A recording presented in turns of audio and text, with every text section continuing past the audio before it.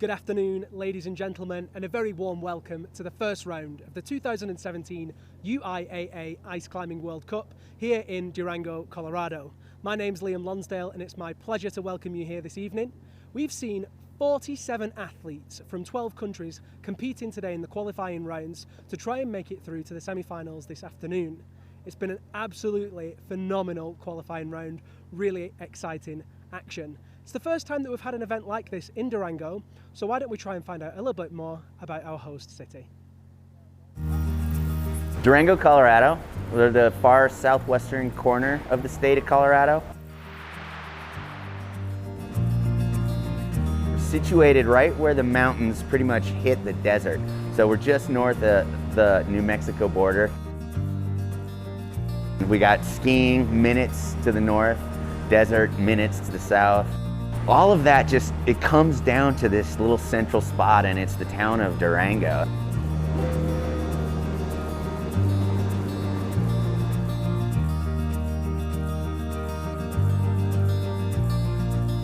The entire population of town is around 16,000. It's an old mining town. A lot of outdoor activity here. A river runs right through the middle of town. Everybody in town skis here. Everybody climbs here. And there's great ice climbing literally just up the highway.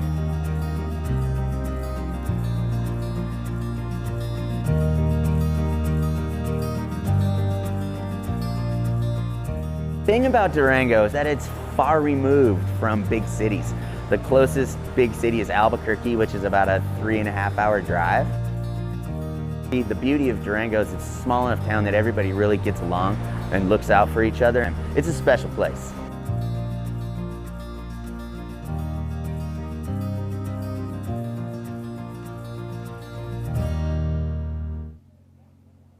So, as you can probably tell, Durango's changed somewhat since that video was made. We've had pretty much every bit of weather you can imagine under the sun in the last few days. What has to be said about this community is that everybody has really got behind the event. One of those people that's been fundamental in the whole process is Marcus Garcia. Marcus, a very warm welcome. Yeah, thank you guys for coming out. And thank you for having us. Tell us a little bit about the significance of having an event like this here in Durango. I think what's really significant about having this here in Durango is that we have a good community, and that's what's helped drive this event for me. And then having it accessible for my youth program I have, which is kind of what we need to help grow this sport as an Olympic sport, and we have a strong youth program here in Durango. So that's been really significant for us to have it here in Durango. Awesome. And tell us a little bit about the venue. We're here at the Scar Brewing Company. What inspired you to put it here? Yeah, well, I was approached by the Sky Brewery. It's a great venue. It has good beverages, of course, and we have good food here. It's a good venue for everybody to come here. It's a really good community-driven location here. People, it's kind of off the beaten path from downtown Durango, but people come here because the people are great here. Well, thank you so much for joining us. And speaking about that community and being out here on the outskirts of Durango, we managed to catch up with Dave Thibodeau, the founder of the Scar Brewing Company, and he gave us a little bit of a behind-the-scenes tour of what life is like here at the brewery house. We're here at Scar Brewing Company, which we founded in 1995, so we're 21 years old now. We make about 37,000 barrels of beer a year. We're in the top 80 breweries of the 5,000 breweries that are now in the United States.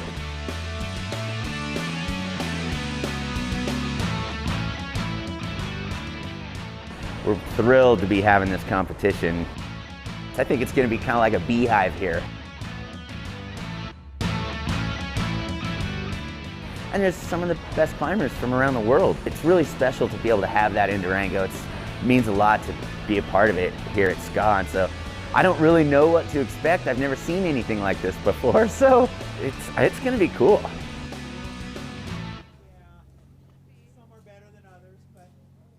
So that gives you a little bit of an idea about where we are as a competition here at the Scar Brewing House. Now to give you an idea about where the athletes will be, we've just had the route observation on the competition structure behind us, and I'm delighted to be joined by Dave Dorian and Lee Spokas, two of the judges at the event, to find out a little bit more about the significance of that particular period. Dave, welcome. Hey Liam. So Dave, tell us, what exactly is the route observation for? The route observation is for climbers to plan what they're going to do. They don't have any advance information before the observation, so they have a fixed period of time to figure out what they're going to do when it comes out for their time to compete. It's the first time they've seen the route, and they can make a sketch, they can look at things with binoculars, no cameras, and they try to collect as much information in a fixed period of time and go back, mull it over, decide how they're going to play it. Cool. And so, Lee, tell us a little bit about the judging process. As a judge, what are you guys looking for? What is it that you're actually doing? We're making sure that they're following their assigned route and making sure they do their route in the time allotted. And they're given different point values on how they actually grab the hold with their tool. Awesome. So we were lucky enough to actually catch up with 3 of the hopeful athletes that were here in today's semi-final. We caught up with Katie Bono, Hyung Park and Woon Seon Shin. Let's see what they think about the competition. It's first time Ice World Cup in Durango. Yeah, I'm very happy and very exciting competition. I remember last year in Bozeman, so this time I have some mistake. I'm first place, so I'm every time training time is I remember I don't making the mistake. Try to my best every competition like the same. Do you think you can win? Yeah, hopefully. I want to win. Climbing is a really important part of my life. It is a really cool way to get in touch with like the limits of your experience and ability and judgment. Really cool way that you don't necessarily get to do on a daily basis. And it's also an amazing way to make incredible friendships and explore the mountains and explore new places. And so climbing is pretty incredible. I am super excited about having the World Cup in Colorado. It's super rare that there are World Cups in the States in general for smaller sports like ice climbing. So the fact that we have one in the United States is amazing, and the fact that it's in Colorado and I can drive to it is just really stellar. I compete every ice climbing World Cup of this season. So I go Beijing and Cheongsong, Switzerland, Italy, France, everywhere. This is the first competition of this season, so I think it will be tough because every strong climber compete, and we see. But hopefully I can win.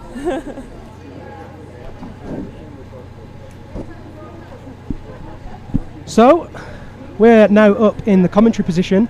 I'm delighted to welcome to the commentary position Mr. Ian Hansen. Ian, very warm welcome. Yeah, thank you. And commiserations on not quite making the semi-finals. You were ever so close. Yeah, closest they've been so far. So yeah. You climbed really well today, particularly on that first qualifying route. You did a great job.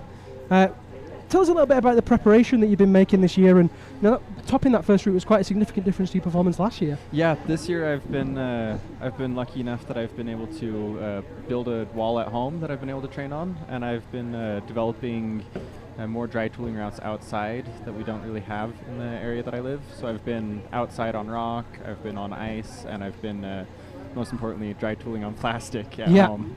Specificity is the key with the training. Exactly. So just to give people a bit of an idea about how you can get involved in this broadcast, there's lots of different ways to do it. You can use the hashtag UIAA Ice Climbing. You can use that on Twitter, and we'll do our best to keep up to date with the best tweets and comments and pictures. Maybe send us a little selfie of where you're tuning in from. We like to keep in touch with where you are. You can see where we are. You can also comment on Facebook. You can share the broadcast. You can do all sorts of things. The idea being to get it out there as widely as possible. Of course, the UIAA are doing their very best to get ice climbing into the 2022 Olympics in Beijing. So there's the competition structure. Tell me, Ian, what was it like climbing on that particular structure? It's about just over 12 meters high, about 20 degrees overhanging. How does it climb?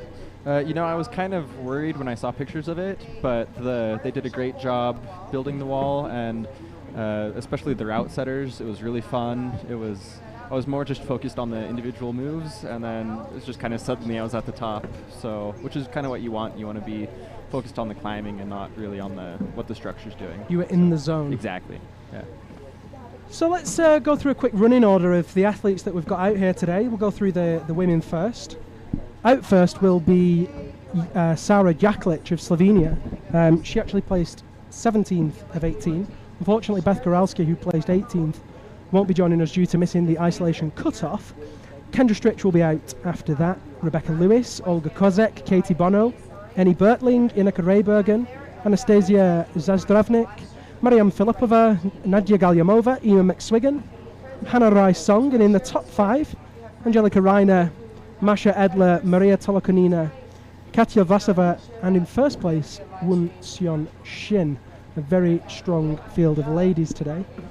In the guys' competition, we'll be joined first by Wes Fowler of the USA. He'll be followed by Alex Novikov, Nakajima Masato, Pauli Salminen, Sergei Tarasov, Kevin Lindlau. Very interesting competitor. His first big comp of the season, and he did very well to qualify in semis today. Valentin Sipovin, Gord MacArthur, Nathan Kutcher, Yannick Glattard, Alexei Tomilov, Janis Shvolsak, Hyung Park, and then in the top 5, Alexei Dengin, Young-Hae Kwon, Nikolai Kozovlev, the youngster from Canada, Noah Bake, and Russian rocket himself, Mr. Maxim Tomilov. Noah did pretty well, didn't he, Ian? Yeah, I was really excited to see him top out on that second route. I was one of only 2 people. Yeah. Noah seems to really have matured in the last 12 months from him starting competing really in the seniors last year. Yeah. And then he's just come on so much over this past summer season, training with Gordon up at the new Arc gym in is it Cranbrook, I think? Yeah, that's what the looks like. I was chatting to Noah, and he said, he's just been working hard, training hard, and it seems to have paid off. Yeah, he was climbing really well last year, but seeing how he did today is just, I'm not the only one that's been training, put it that way. One to watch, yeah, I think, definitely. in Noah Bake. So we are just waiting to get things underway here. The athletes are back in isolation. The first 2 will be getting prepared to join us. Before we get started, we're going to run a little graphic about the top 10 climbers in the world as of the 2016 season. So the top 10 ranked athletes from last year's competitions.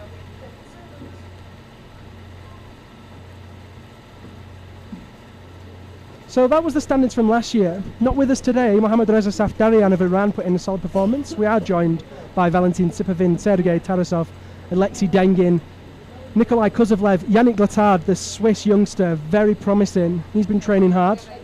He was injured a little bit over the summer, but looks like he's on good form. Alexei Tomilov, Janis Shvolsak, Hyung Park, and Maxim Tomilov, of course, took the overall win last year.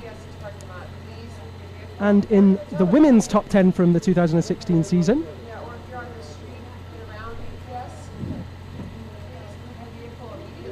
in 10th place, Ireland's Ema McSwiggan. 9th place was Myung-Hae Lee of Korea. Nadia Galyamova was in 8th. Angelika Reiner of Südtirol in 7th. Mariam Filipova in 6th. Petra Klingler, the Swiss machine, in 5th. Won Seon Shin in 4th. Hannah Rai-Song in 3rd. Katya Vlasova in 2nd. And the seemingly unstoppable Maria Tolokonina in 1st. Maria taking the overall ranking in both lead and speed last season. So we're almost ready to get underway. Some big hitters in that top 10, Ian. Yeah. And we've got quite a few of them joining us today. Do you have a favourite for today's competition? Looking at that list, there are a couple of names that do pop off, obviously. But like you said, there have been a lot of people training super hard during the summer. There have been a couple of injuries, and people have just been surprising, not only this competition, but the last few competitions, the last few seasons. So, it could really be anyone. It could be anyone, and 8 will go through in both the men's and women's competition. Yeah. From these 18 semi-finalists, 17 women, as I just mentioned. So this is the first time we've had a competition here in Durango, and the structure is a little bit shorter than some of the other walls on the tour. But that doesn't mean that the setting is any easier. Pavel Dobrinsky has been the head setter. Tell us a little bit about the route setting style, Ian. Yeah, so like you mentioned, the wall is a bit shorter than we're used to. But I think the route setters have done an excellent job utilizing the wall that is here. They've put up a lot of volumes to kind of create different, dimensions, different aspects, and they're a bit more technical. They're a bit more technical than they usually are. And I was chatting to Marcus Garcia, the man behind this whole competition, and he was saying that he had intended for there to be ice as part of the structure. He'd pre-frozen several pieces and whatnot, and the weather had played ball for an extended period of time. They'd had decent temperatures, and then all of a sudden, about 10 days ago, it warmed up. Does the lack of ice on the wall change things dramatically for you, or is it pretty much the same? Well, it's always nice to have ice, especially since the ice climbing World Cup. But I think the big stopper moves that really distinguish who are the best climbers are more of the difficult dry tooling moves. Of course. So obviously it's fun to have a bit of ice in there. I saw him posting pictures of the buckets that he was trying to make, and it looked like it was going to work. I was pretty psyched. But I think the routes that we've ended up with are both excellent, and as an athlete, that's kind of the moves that you like to do anyway. Well, that's always good to hear. So don't forget, you can get in touch on social media using Twitter. Use the hashtag UIAA Ice Climbing. Hey, look at that. There's me and you, Ian. Yeah. Wave to that camera right there. That's us. Yeah. You caught me just looking at the hashtag. So do send in your messages. We'll do our best to read out the best ones. We'll keep our eye on that as the competition progresses. So right in front of us, as you can see on the wall, there's various things going on. You can see in the centre of the image is, of course, the competition structure. To the left is the speed part of the wall. And it looks like we're just waiting for the athletes to be ready. I think we're waiting down on the clock. I don't have an official ruling on what's going on, but oh, that's lovely. I mean, just give you an idea of where we are exactly. We are right in the heart of where the mountains meets the desert. That's what Durango is described as, the time where the mountains meet the desert. Really accessible between the likes of Albuquerque and Denver. It's a few hours drive between both, but the mountains are spitting distance, and that's why this place is so popular amongst climbers. Let's see who's been messaging us. Ian, here's a question for you. The Ice Climbing World Cup this year, we've got rounds here in Durango. We go to Beijing, Cheongsong, South Korea, Saas-Fee, Switzerland, Rabenstein, South Tyrol, and then we finish in Chamonix. Yeah. Which are you going to? I'm hopefully going to all of them. I haven't Awesome. managed to get my visa for China yet. Okay. I'm planning on doing that as soon as I get home. Yeah, I'd advise so. Yeah. So hopefully I'll be doing all of them. And what does it mean to, have, I mean, this is the first competition that we're going to have had in Beijing, in China. I'm extremely excited to go to China. Yeah, I think obviously the Winter Games are going to be held there in 2022, so if ice climbing does become an Olympic sport, the significance of that is obvious. Would you be aiming to go to the Olympics, do you think? Yeah. I mean, it's hard to... Easy question. Yes, I would, love to. Obviously, we don't know what the format would look like, the competition format, the disciplines, etc. Obviously, we've seen within sport climbing, the Olympic format's going to be very different to the standard competitions. Maybe we'd see something similar within ice climbing. It's hard to say, I guess. Yeah, I know a lot of people are kind of upset about the sport climbing format, but I think that it's just a big win to be part of the Olympics either way. So hopefully, it might get more attention and the format might be adjusted later on. But I think it's a huge win either way. So it looks like we're being joined by our first competitor. That's Wes Fowler of the USA, bib number 23. Do you know Wes, Ian? I just met him yesterday, so I haven't been able to talk to him too much. I think, if I'm not mistaken, it's his first ice climbing competition. Yeah, he was asking a lot about what to do with equipment, different rules. So I think you're right about that. He's 22 years old, so he's not the youngest competitor. Of course, our youngest is Liam Foster, another American. He's 16 years old. He actually competed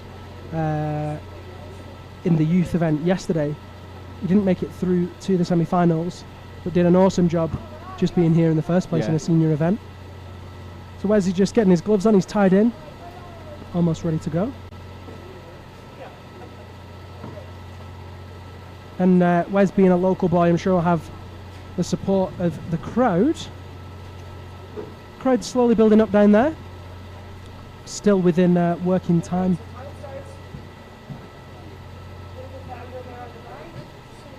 You've had a look at the route, Ian, from back here at the commentary position. How does it look? It looks like it's a bit more technical than the left route that we saw in qualifiers.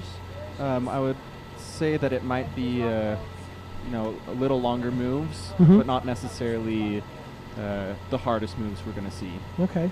And on the right-hand side of the wall, straight off, is Sara Jaklic, of Slovenia. This is her first ice climbing World Cup. She's the first Slovenian woman to compete, if I'm not mistaken, in an ice climbing World Cup. And really cool to see a Slovenian in the lead competition after the success of Janez Svolšak back in Rabenstein, where he took the win last year, his first World Cup win. He did an awesome job. He took I think it was the silver in Sazfé and then gold in Rabenstein. It was awesome comp. So she pulls up on that right-hand hook, places the left, goes for it as a backhand, but then just readjusts. Just trying to place that tricky pick position. Wes is off to a start as well on the left-hand side of the wall. The climbers are in fairly close proximity, but the routes are set in such a way that the climbers shouldn't cross over or be putting each other in danger.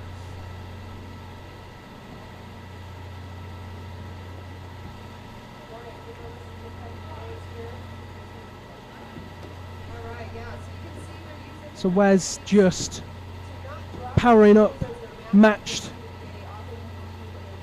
on that quite small hold. And interestingly, it looks like Wes is using... Oh, he's off. Now, he is below the pre-clipped quick draw, so according to the rules, he is entitled to another go, if I'm not mistaken. Actually, I think that might just be... That's just qualifiers. We're in semi-finals now, aren't we? Yeah. So that is, of course, Wes Fowler's attempt finished. Still on the jet lag. Yeah. And there goes Sara. So, Ian, let's talk a little bit about the tools. Obviously, the tools can be of varying lengths, and they have to fit within that UIAA box, the tool box, that basically says that they can't be any longer or wider than that box. And the box is going to be shrinking for next year, is that right? Yeah, it's going to be shrinking 5 centimeters in each direction. Okay. And it looks like these two are using Petzl tools and camp tools, which are kind of the all-around, people can go to their local climbing shop and buy them. There are a lot of modified tools, a lot of specially created tools. That the Russians and the Koreans seem to use them a lot. Yeah. And they have maybe a bit longer reach, a bit more aggressive, and so the updated box is just kind of to make it more, to keep it fair. And how do you think that'll affect the performance of these climbers? You know, the Koreans and the Russians generally are a dominant force within the competition scene. Do you think that's going to switch things up, or are they dominant more than just the fact that they have longer tools? You know, honestly, I don't think it's going to play that huge of a difference. Yeah. A lot of times their outsetters will actually take that into consideration. You know, like with sport climbing, being tall has its advantages, but being short has its advantages. Of course, the same thing applies to tools. Having a freakishly long ice tool isn't always an advantage. Interesting. So we're waiting for the second set of athletes. Second athletes out will be Alexander Novikov of Russia and Kendra Strich of the USA.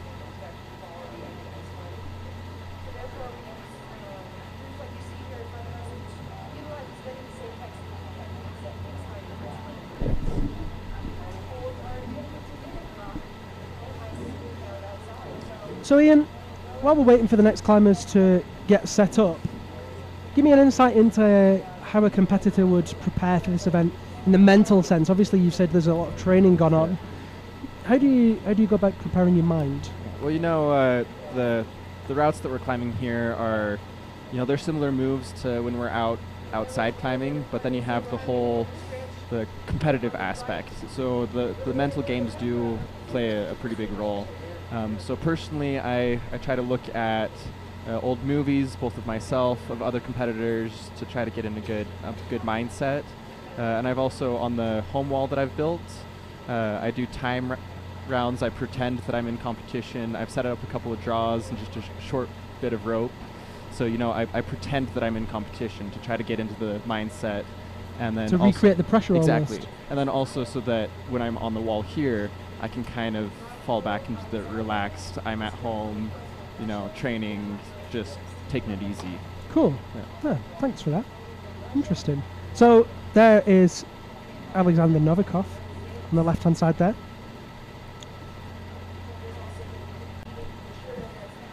And on his right-hand side will be Kendra Stritch of the USA. Now Kendra has a pretty unique training facility. Yeah, Kendra's kind of gone the opposite way. A lot of people you talk to, you know, that don't have the big structures like the Russians or the Koreans, a lot of people have home walls. The Stritches have chosen a bit different dynamic, and they've built a speed wall instead of a dry tooling wall. So, but Kendra is insanely fast speed climber. So fast. Well, she won back in Bozeman in 2015. She seems to be looking pretty strong on these first moves, just matching in on that right hand to reach up to one of those metal holds. Yeah, she was telling me that they had, her and her brother had been training on their home wall, but they hadn't been doing much dry tooling. But she looks strong here, so. She looks really strong. And there's Alexander Novikov matching to move up over onto that big lock. Kendra with the backhand, where we saw Sarah just struggling to find the right position with the pick. Kendra's made that move look pretty steady as she cranks that in. And it doesn't look as if the head of the axe is on the wall, so she's pretty, like, bit of an undercut backhand. Yeah, the head's moving around a little bit, so it doesn't look like it's completely resting. It's a really powerful position for Kendra there, but one thing Kendra does do well is power. Very, very strong frame, very strong athlete. So let's see how she does with this. If you're getting any feedback at home, apologies for that. It is through the PA system at the venue. It's not through the live stream. Oh, there's Kendra just popping there. But she'll climb her way into first place with that. So good effort. Yeah, she's smiling there, so it looks like she's pretty happy. Kendra often has a smile on her face. Very jolly athlete. She's also very good at keeping you anchored mentally in competition. And so here's Alexander Novikov, hooked over that steel-plated hold there. And if you are wondering why part of the plate is red and part of it is grey, that red part is actually an out-of-bounds area, so the climbers aren't allowed to hook the red plate. They're only allowed to use the blue hold. Dropping that left knee in and really twisting into that right hand that he's got as a backhand. Places that hook in, kicks in solid, really solid on that left hand as he just pops with the right almost. Matches in. It's a good angle that. You really see how steep this wall is. From the back it almost looks vertical, but it's about 20 degrees overhanging. Matches in and kicks in hard. He's going to make that clip. Those clips do mean higher ranking points. Let's see what he does here. Of course, we haven't seen a climber get this far so far. So that's a big old lock. Close first time. And this looks like a tricky one to get in because the gap between the hold and the wall is quite narrow. You can see him struggling there, Ian. And a lot of these red holds have a little metal plate. Oh, just off. Go on, sorry, tell us about that plate. A lot of these red holds that we're seeing have just a little metal plate with a few small divots that really aren't that good to hold on to. I'm not sure if that hold is one, but it looks like it. It looks like it might be. Yeah, and so the president of the jury, Carlos Teixeira of Portugal, was explaining to these athletes in the briefing yesterday that actually, because the holds are red, technically it means that they're out of bounds, but there's very, very small parts of those holds that aren't red, which is the metal plates that you're referring to. They're probably about 5 millimeters wide, each small zone for that pick head to get into, so they've got to try really hard to place that. And of course, when it's on that angle with that small gap, that's going to be a powerful move. Yeah. A lot of the, I mean, there are different sizes of those plates, but none of them are bigger than a small coin. So up next will be Rebecca Lewis of Canada and Masato Nakajima of Japan. When I was down there at the front of the wall, the beginning of the broadcast, I was talking a little bit about the route observation with Dave Dorian, one of the judges. And of course, the athletes have a limited amount of time to look at the route, and then they have to return back to isolation. When you go out there, what is it that you're looking at, and then what do you do when you go back? Tell us a bit about that. Well, a lot of people will take out a notebook or something to sketch out the route. And a lot of the times you just start out by looking at the overall route, trying to look at distances between holds, kind of general movement. And then you go back and look more detailed, where's the positive view of the hold. Here with Rebecca, you can see the metal plates that we were talking about. Exactly. Trying to figure out, how to take the hold, not only going into it, but how you're going to move up out of it. So you try to create a mental map, and a lot of times you'll see people writing down in notebooks, trying to recreate that map so that when they're in isolation, you're not just sitting around for hours twiddling your thumbs. You're trying to mentally prepare for climbing the route, because obviously it's on site, but you don't always go to on-site a route and then go hang out. You've got to really maintain that focus, I guess. Yeah. So Rebecca matched in on that metal hold. She's looking to find the position to get that backhand in. Yeah. Rebecca's 36 years old, out of Canada. Competed last year and finished 26th overall. She placed 17th in Bozeman, 19th in Saas-Fee, and 30th in Rabenstein. So she'll be looking to better that position today. And placing that pick, if she can get up to that next hold, she'll almost certainly be better in it. Crowd getting behind her. Just shaking out. Now, interestingly, Rebecca's taken that hold. She's going in with a fig four. Here we go, let's see what she does with this. Nice. Reaches up. Oh, just short on that. Now, she didn't take that hold as a backhand like we saw Kendra. Rebecca's gone for it forwards. Kicks in hard. Come on, Rebecca.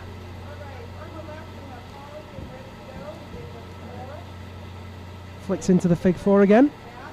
Levering off that leg, and she's got that no problem. Yeah. Onto one of those golf ball style holds. That looks pretty secure, but it's not, is it? No, I was going to say, I was just about to say the exact opposite, that she's right in the neck. The worst part of the pick. There aren't a lot of teeth that are hanging on there, so. Rebecca's a strong climber, so she'll figure it out. And on the left-hand side, we are now joined by Masato Nakajima of Japan. He's making those first moves off that large brown splinter volume, while Rebecca tries to work out what she needs to do from the golf ball. Oh, Nakajima just popping off really low. He'll be disappointed with that. And that's his semi-final competition over.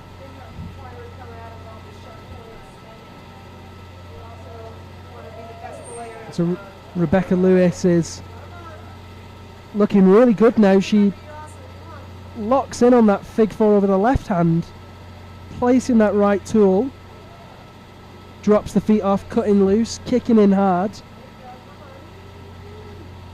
matching in. Let's see how she does this next move. And we saw in the qualifiers in the start of the routes looked really hard. We saw a lot of people falling off quite low. You think that's because of the fact that the sets do need to be that much harder because of the relative height of the wall compared to the other rounds? Yeah, I think that's exactly what you're hitting on there. That because you don't have these super long routes, you have to kind of create a stopper, a crux for people lower than you might normally do. Mm-hmm. So there Rebecca Lewis just pops off that green right hand. There's Marcus Garcia, the head organizer of the competition. she's really pleased with that performance, I guess. Yeah, I was talking to Nathan and Rebecca earlier today too, and you know they usually spend tons of time training, preparing for these competitions, but they've been hanging out in Spain sport climbing for the past couple of weeks.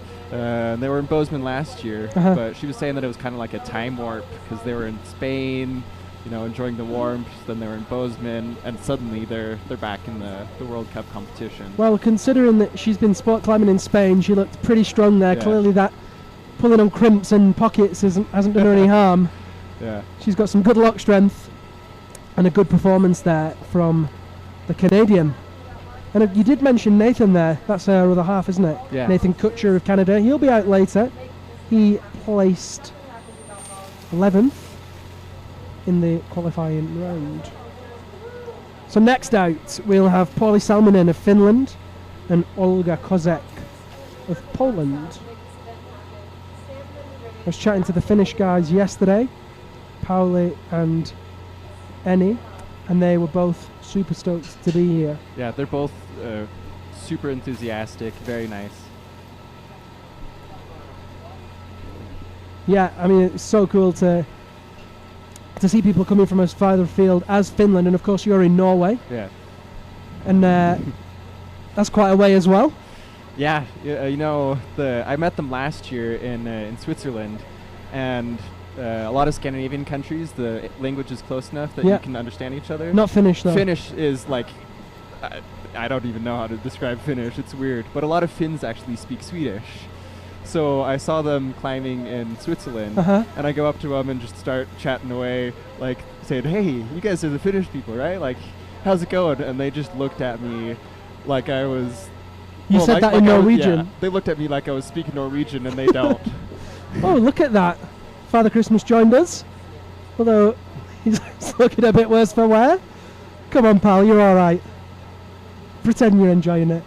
So there he is, there's Pauli, with his nice Finnish branding on his helmet there. Very tall competitor. Yeah. Pauli. Yeah, they were joking around earlier that he was too tall. He wasn't looking good in the pictures, but you know, he's climbing well, so I guess being tall has its benefits. For sure. And he's not a particularly bulky guy. He's got quite a slight frame. He's quite a skinny guy. There's Olga on the right-hand side pulling on. And Olga's a regular at the competitions. She placed 24th overall last year. Her best result in Bozeman, where she placed 15th.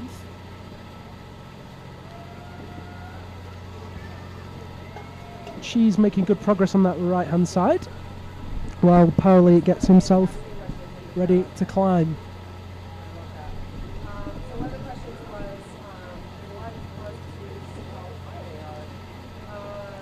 So, for the viewers at home, Ian, obviously you've not climbed these routes, but just from looking at them and from your experience, how difficult would a semi-finals route be in dry tooling grades?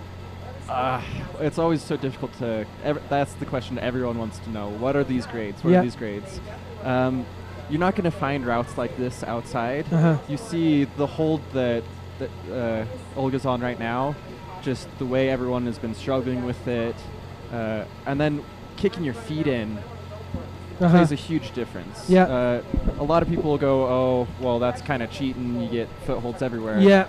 But it really allows for a lot more technical movements that you don't find outside. And actually, one thing that I was told, there she is, really strung up to that golf ball.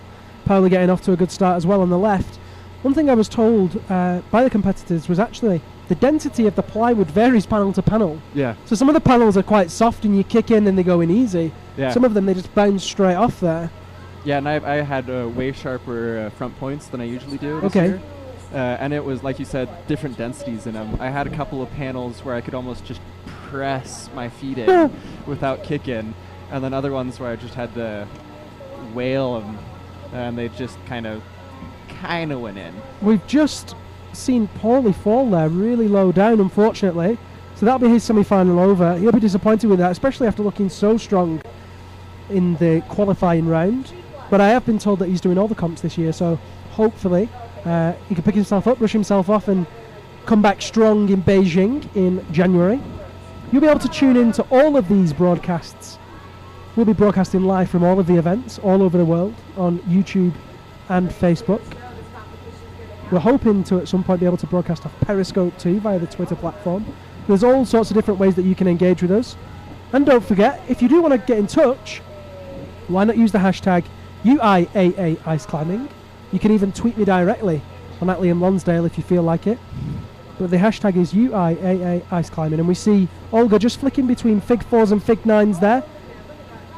Reaching up high off that right hand into that Stein. And these are some of the movements that I was talking about. Where the Stein, you see that quite often, but the other kind of super technical underclings, where you have to have a lot of body tension. So much, yeah. That really are the kind of the defining moves of competition climbing. Just because you don't have the same type of footholds. And she's looking really strong on there. She almost pushed her own pick out there, the left hand, and she pressed up for the right, but managed to hold it together and come back down. She's just readjusting, shaking out, trying to get rid of some of that pump. Kicks in again, reaches over. Oh, she's close. Really close. Shaking it out again. Come on, Olga. And she hits it. Awesome work from Olga Kozek of Poland. Matching in. Just composing herself. Readjusting the hands. Ready to make that next clip. There it is. Breathes a sigh of relief. And she's moving quickly now. Boom! And too quick. She's out of there. No messing. Great effort from the Polish competitor. There is Yannick Glatard's father.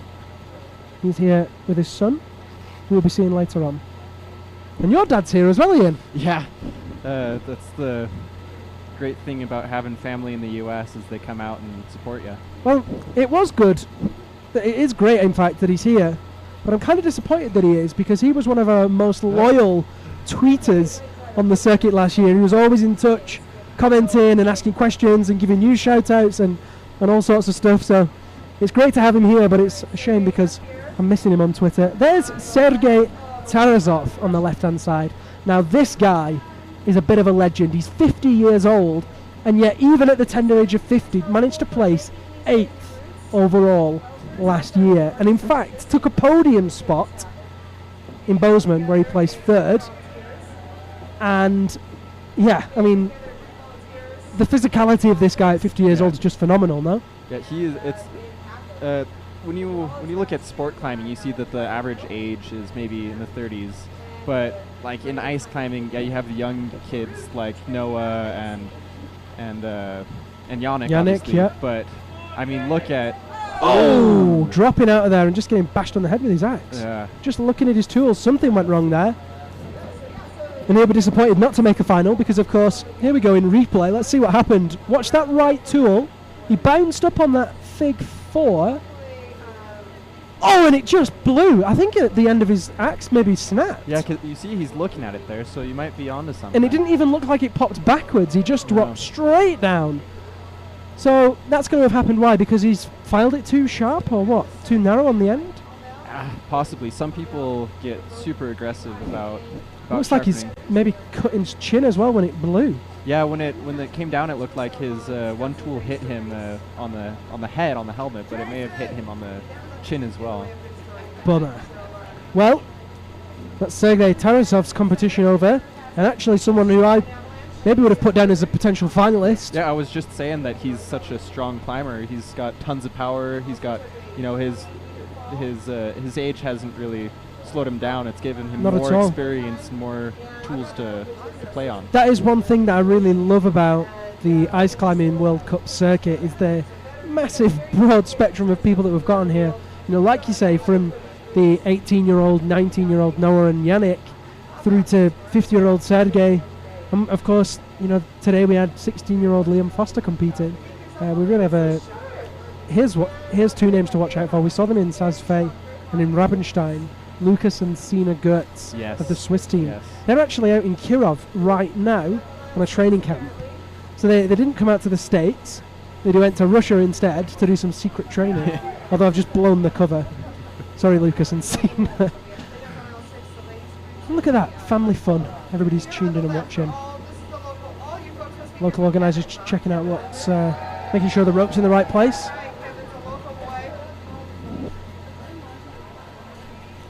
So if you do want to get in touch with us here, use that Twitter hashtag. You remember what it is, Ian? I believe it's UIAA. Ice climbing. Ice climbing, yeah. Good, well done, well remembered. I just throw out all the hashtags. I know one of them's gonna hit. Yeah, well, make sure you use that one. That's the right one. Crowd building up down there. We've got probably about almost 100 people in the crowd. Yeah, it's raining out there. You saw it in that last shot, so it's cool to see people coming out and to watch the event. And so now we're joined by Kevin Lindlau, who did compete last year in Saas-Fee and Rabenstein, if I'm not mistaken. He was definitely in Rabenstein. Maybe not Saas-Fee. Yeah. And I was chatting to him yesterday, and he said this year his big goal is to place in the top 30, because he didn't place in the top 30 last year, so didn't score any points. Yeah. So that's his goal this year. He's been training hard, so let's see what he makes of it. He's also a local climber. A lot of these kids, or I guess they're not all kids, a lot of these climbers coming out of Colorado are very strong. You can see that Marcus has been doing a good job coaching them. Yeah, with his youth program. Getting into the program. And so Kevin's 22 years old. Still got youth on his side. Yeah, he just missed out on the youth competition in Rabenstein last year, but luckily he was able to compete in the senior event. Yeah, and he's moving really confidently on these lower moves. Yeah, we saw people struggling with this red hold earlier, but now it looks like he's a bit more solid on it. So let's see what he makes of this next move and how he reads it. Obviously Tarasov put the Fig 4 in. Oh, he's not quite close enough. You're going to have to find some sort of miracle. And he's popped. That looks like it's going to be a bit of a stopper for a lot of people. But as we move down towards the higher qualifiers, I would expect we see more people. And there's the replay. Really rolling in over those hips, and that boom, just pops out of there. Really difficult hold to get a good placement on. Great to have those action replays there.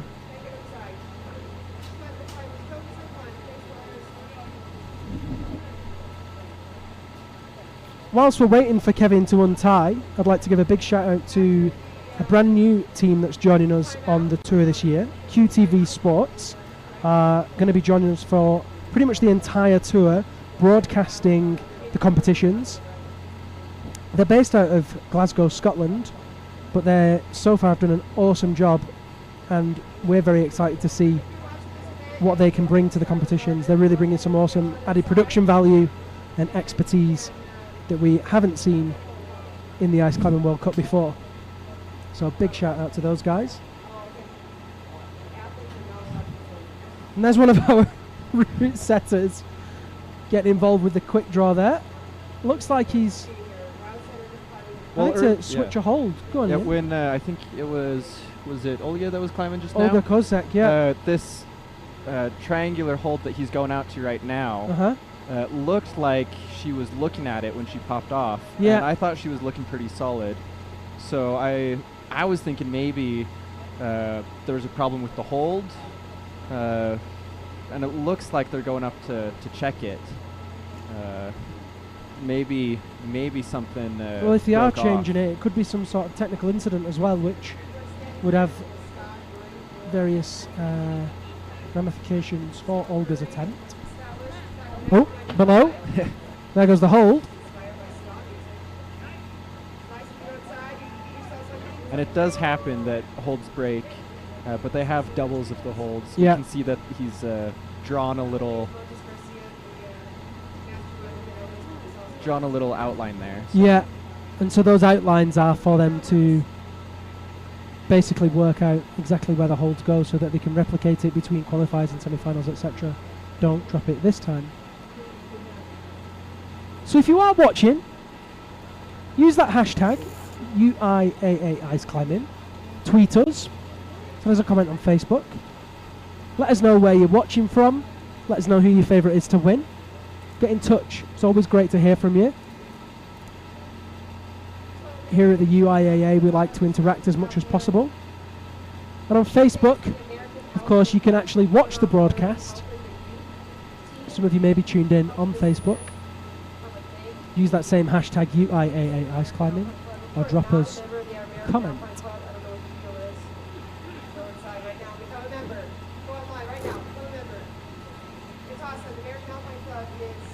So, Ian, let's talk about the points and the ranking system of the competition. So, all of these athletes are obviously competing for a place in the finals and finally a place on the podium.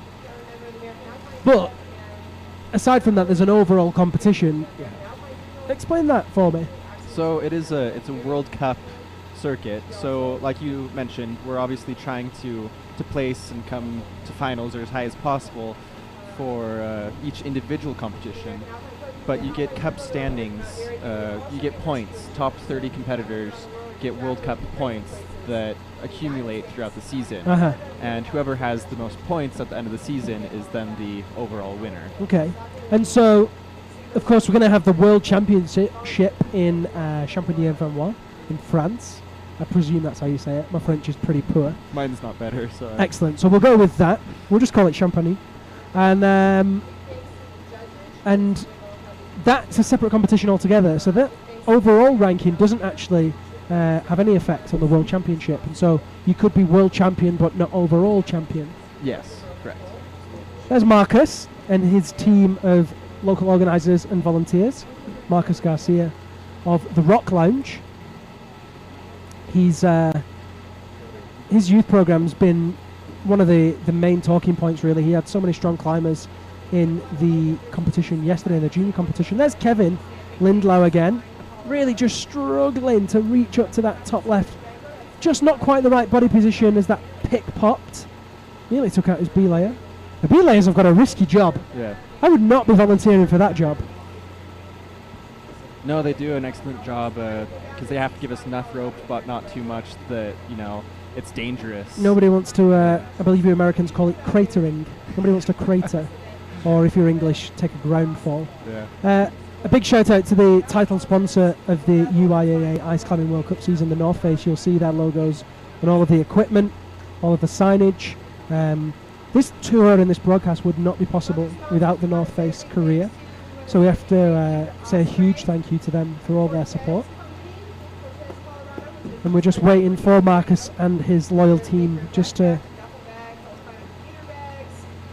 finish that. And actually, I think we might be able to see what happened with that hold.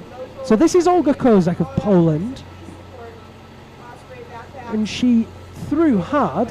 Watch that hold. So she's hooking it, looking solid. This is what I was mentioning before, is I thought she was looking very solid on here. Super solid. And if we see it once she comes off... Don't take your eyes off it. I believe she takes a look at that hold. Yeah, I remember looking at the hold as she fell. Because when she's pulling on it like that, you put a lot of leverage. Oh, there you go. You see it explode off. Yeah. And then you can see her there looking at it. So there you go. Yeah. The hold broke. Love the replay feature. Yeah, it's great. We didn't have the replay feature last year, so QTV brought that. It's a great addition to the broadcast. So now we're joined by the Ukrainian climber Valentin Sipavin and American climber Katie Bono. You saw that interview earlier, the videotape with Katie. Find out a little bit about what her competition season looks like. Katie did compete last year in Bozeman. She came 16th in the semi-finals. And then Mr. Sipavin, 33 years old, out of the Ukraine. He placed 9th overall last season. In the North America round in Bozeman, he placed 14th. His highest result was out in Cheongsong, South Korea, where he placed 4th. And he finished his season in Rabenstein with a top 10 finish in 9th place. Ian, here's something I'd like to ask you about. Is Katie a particular fan of the panda, or what's going on there? I was asking her about that earlier. Yeah. She was telling me that the there are some smaller local competitions that are more for fun, and she competed in one of them recently. Yeah. And so she put that on her helmet. They are pandarias, aren't they? Yeah, they're ears of some sort. I can't remember exactly what she was telling me they were, but I actually went up to her and said, "You have to keep those on there. You have to keep them on." And she told me that she wasn't going to, and then she ended up leaving them on there. Well, And they she look was pretty telling cool. me when I asked her, when I went up to her and said, "Oh yeah, that's awesome, you kept them," she laughed and said, "Yeah, actually, all of the organizers just assume that you're an amateur climber if you come up with panda ears on."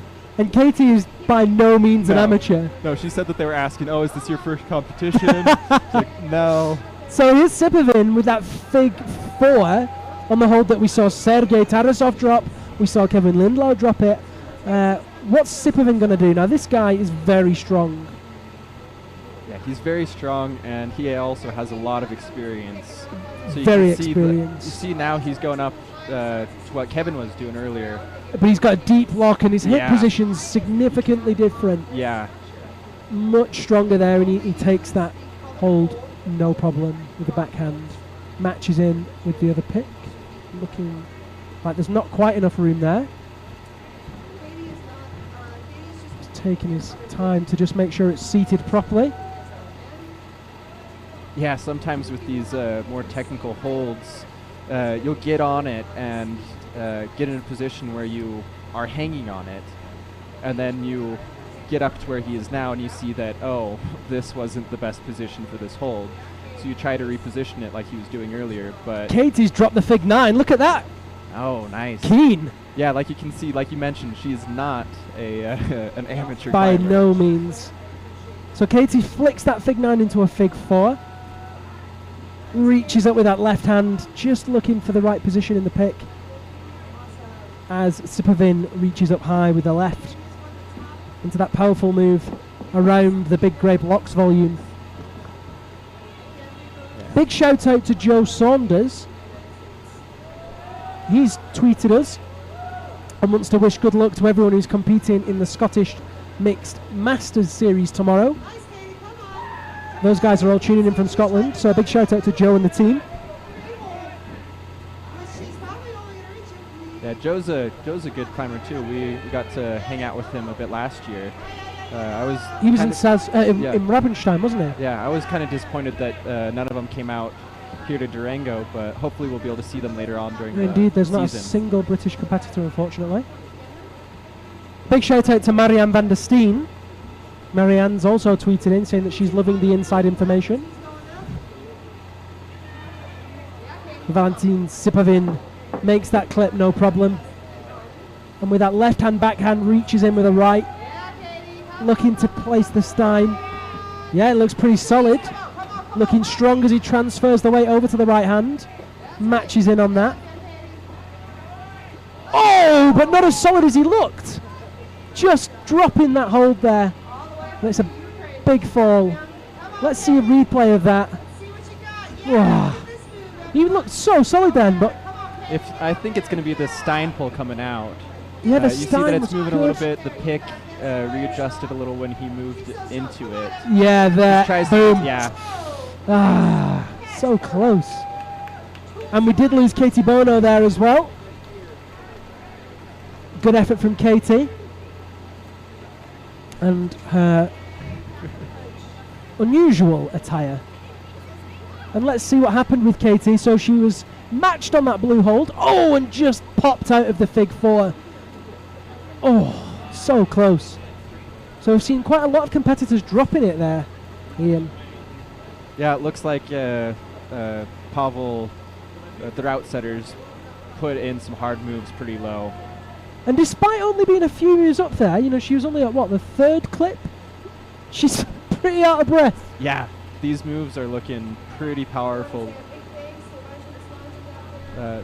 You know, earlier I was kind of talking about how you can't compare these to routes outside. Yeah. And I was saying that they look like they were going to be technical. Now Yeah. we've seen competitors make it higher up on routes, and we're seeing that they are just very technical, a lot of body tension, and a lot of very technical holds. Oh, and look at that as well, Ian. We've got some real Colorado mountain weather as well. Keep it authentic. good to see that there's still people out watching it in the They're rain. mad for it, aren't they? Fair play. Up next, we'll be joined by Enni Bertling of Finland and Gordon MacArthur of Canada. Gordon, a veteran of the circuit, very, very familiar face at the competitions, and a very popular face too. He finished 20th overall last year, with his highest result being 10th in Bozeman. Trains very hard, and in fact, showing his dedication, he actually brought his own physical therapist to the competition this season. Yeah, and Gordon's another one of those guys that is trying to develop a youth program, and we see some of Noah. Noah is a yeah, advocate is of one that of one. his youth competitors, and we see that they're doing wonders. Yeah, So I mean, Gordon's a great competitor and a great coach, apparently. well, yeah, it would appear so. Lots of umbrellas, lots of waterproof jackets as people shield themselves from the rain. All hugs for Katie Bono of the States. There is Mr. MacArthur. Yeah, you know, we had a bit of rain last season, so it looks like the competitors have taken note, and everyone usually walking out in big puffy down jackets are all walking out in rain jackets In this their year. waterproofs instead. So, Yeah, nobody likes a soggy down jacket. Gord looking fairly relaxed. There's Kevin Lindlau there in the Black Diamond helmet. And there's Mr. MacArthur, just composing himself, staying focused before he gets on to climb. yeah, I mentioned earlier about kind of motivation, kind of mental aspect. And when I was watching videos, it wasn't just the climbing, but kind of the rituals that people have walking up. And you see Gordon there, he kind of gets into this Zen state and really kind of gets into a good headspace for competing. So here's Enni of Finland, Enni Bertling.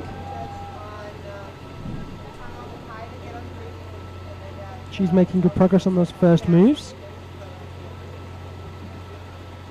She competed in Saas-Fee and Rabenstein last year, placing 28th and 24th respectively, which gave her an overall ranking of 40th of all the athletes that did get a ranking. She'll be looking to improve on that this season. Look at that colour coordination from Gordon MacArthur. I need to just take a moment to point that out. That guy does it well. It's scientifically proven that if a climber is colour coordinated, they climb at least one grade harder. Yeah, you know, you look good, you feel good, you feel good. You look sharp, well. you climb Yeah. sharp, Yeah, right? exactly. Love that. But in all seriousness, God looking really strong in these first moves, just trying to work it out, and he's placed his left foot really high. He's worked out that he needs to readjust that. Oh no, he's gone high again. Looks like he's going for a bit different beta here than we've seen other competitors. And there's Enni just trying to crank in super hard on the underside of that volume. And she's close.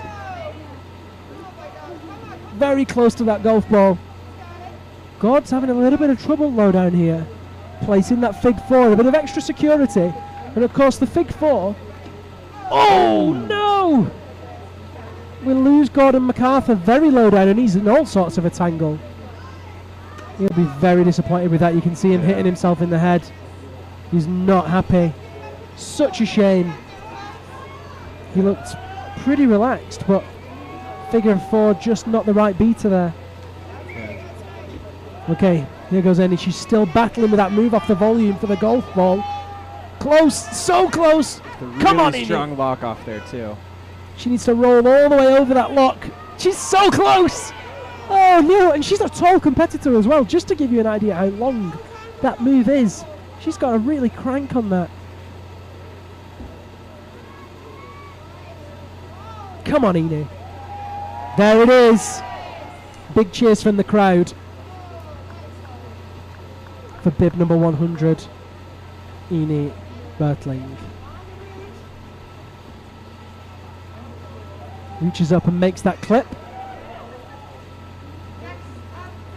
Now she's going to go up for that second golf ball with the right hand. And she's approaching that blue hole.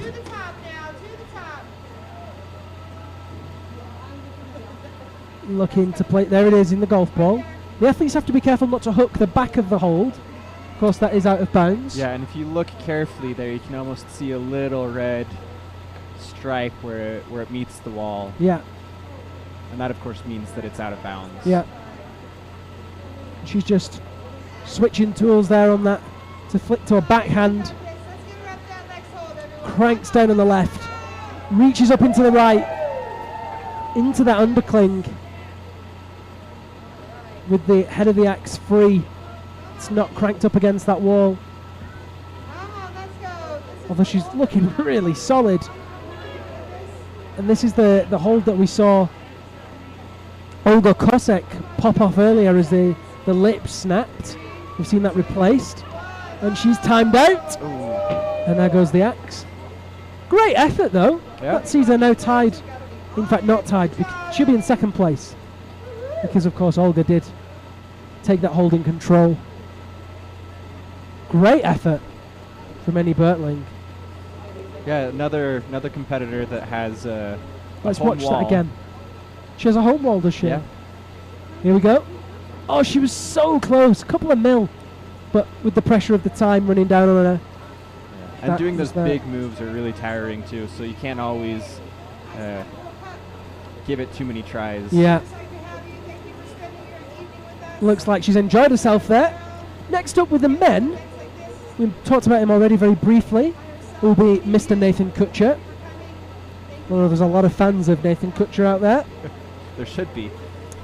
And then, of course, in the ladies, we'll have another Canadian. Two Canadians on the wall at once. Ineke Rehbergen will be joining us. The young Canadian. I was chatting to Ineke yesterday, and she had a good season last year. It was her first real season, and in her words, she said that last year for her was she wanted to try it out, see how it would go. She didn't really know at what level she was. And this year, she's really invested some time and effort and money into the off-season, into training hard. And she said she's really worried this season because she feels like she's invested so much more. I'm actually glad that you mentioned that, because I was going to say that Ineke is another one of Gordon's students, you can say. Yeah. And she's kind of the opposite of Gordon. Yeah. She was super nervous earlier in isolation, and I can imagine she was pretty nervous coming into this as well. Mm-hmm. That being said, she is a very strong climber. When she turns it on, she turns it on. Yeah. And hopefully we'll be able to see this Oh here. no, Nathan Kutcher popping off low again. Seeing a lot of people dropping that move. And obviously they haven't been able to see any of the other competitors, Ah. so you see a lot of frustrated looks when they come off low, not knowing where other competitors came off. Let's see that again. So his pick's actually a little bit higher than Gordon's was. You can see he's doing what Gordon was kind of thinking of doing with his left foot there. Gutted. Real hard move. Okay, there's Ineke on the right. Green top, red trousers. Very tall athlete, Ineke Rehbergen. Good strong build, strong shoulders. Up next in the men, Mr. Yannick Glattard of Switzerland. This guy's still 18 years old, which is hard to believe because he climbs with such maturity and such confidence. He climbs with a lot more years than he has. Yeah, I love watching Yannick climb. He's got so much energy, both on and off the wall, and he's just an amazing climber to watch. Sometimes he just sprints up the wall at a pace that you can't even imagine. We'll see how Ineke fares on this one. Really confidently placing into the backhand here. Looking strong. Just checking her placement. Here you can see the tools moving around again, so Yeah. you can't really rest on that. Oh wow, no problem. Really confident up to that golf ball for Ineke Rehbergen. Really strong indeed. Using that extra reach that she's got. You've got to use what you've got. Let's see what she does here. So strong to that first move. All the other competitors really had to try quite hard. A couple of times to get up there. She's looking really good right now. Yeah, like she can get nervous, but when she turns it on, she is a strong, confident climber that knows what she's doing. Well, very confident. Let's see her get up there. Ineke Rehbergen throwing into the fig four. Reaching up to make that clip. Good clip. Yeah, you can see she's not just a strong climber, but she's a smart climber too. Of course. Okay. Placing. Now that looks more like a Stein than the other girls had. She looks to be cranking off that a little bit more than the other girls. You know, it's difficult from that It's angle, hard but to tell. it does look like a Stein here. So let's see what she makes of this next move. It's a big old move. Oh wow, first time! Ineke Rehbergen is on great form. Very excited to see what she does now. If she can bust up there and make that clip, then she'll be tied in first place with Olga Kozek of Poland.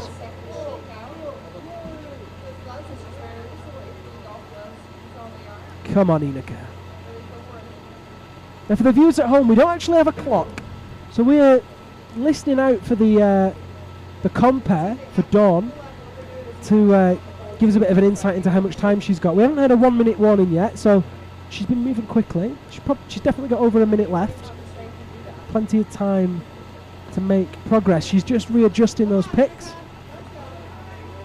Switching over. There we go. Nerves setting in now as she gets that little bit higher. Drops in the fig four. Reaches up to make that clip. Very strong indeed. And she's... Come on, Ineke. Just struggling to find the sweet spot on that hold. But she has touched it. Yeah, if you touch the active part of the hold, you do get a few points. Not as many if you actually hold onto it, have control of it. Come on, Ineke. She's got 40 seconds on the clock, I heard Dawn, our compare, say then. She's shaking out, getting tired. Let's see if she can get that hold. Hope you're cheering her on at home. Come on, Ineke. Yeah, it looks like she's getting tired here, but hopefully she can fight to the end. Come on, Ineke. Oh, no. The tyre. She's just getting a little bit tired out. Energy getting the better of her. The pump taking over, and she drops out there. But will now sit ahead of Olga Kozek in first place. Really strong effort for Ineke there. So, here's Yannick Glattard. Let's see that replay. She tried so hard. She was really fighting there on that hold. So she'd readjusted at this point. Oh, and there she pops. So close. Here's Yannick Glattard, 18-year-old Swiss climber. Yannick's a very, very talented climber. And not only a talented ice climber, he's also a very, very strong rock climber as well. No problem moving up to that first hold. You saw Yannick cut his feet there, swinging out from the wall. And that's classic Glattard, isn't it? Yeah, first time you see him you think, oh, he's going to fall off, but that's just his style. He is fast and he just doesn't seem to care where other people would. He's quite aggressive in his climbing style, but in a very precise way. A very energetic climber, very fun so to let's watch. see what he makes of this one, because we haven't seen anyone actually get to this move successfully. It was Alexander Novikov, if I remember rightly, that managed to place his pick but couldn't get it to sit properly. Yannick Glattard's going to be thinking of all the tricks he knows. He's really struggling to place it. Looks like it's seated now. No. The fact that Yannick is taking a long time here really shows how difficult this move is. And we know that the moves go because the route setters will have been trying these. He's just checking his placement.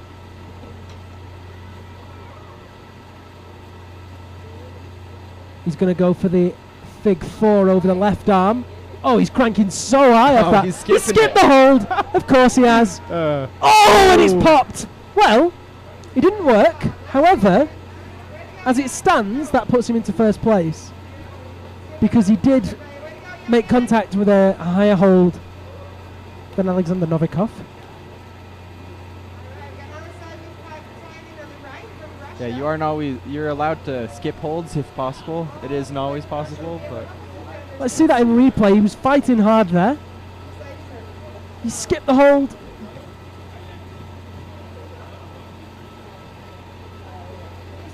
Yeah, it looks like it was his lower tool that popped. But, you know, that can happen when you go really, really high on a figure four. It was a risky move. We'll see if it pays off. There's 10 more competitors remaining, so it is a dangerous one for him, whether or not he'll make it through. On the right-hand side now we have Anastasia Zazdravnik of Russia. Don't forget you can get in touch on social media. Use the hashtag UIAA Ice Climbing. You can do that on Twitter and, of course, on Facebook as well. Oh, look at that! Such athleticism. The right hand pops, and she's in that pretty tricky position on the underside of that volume with the left, but holds the swing, no problem at all.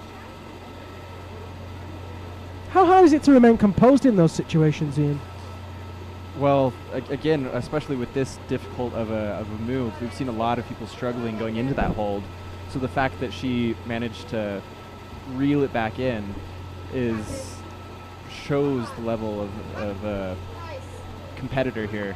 And the thing to say is these Russians do train on that wall in Kirov, that main structure, which is it's a competition structure in itself, it's a World Cup structure.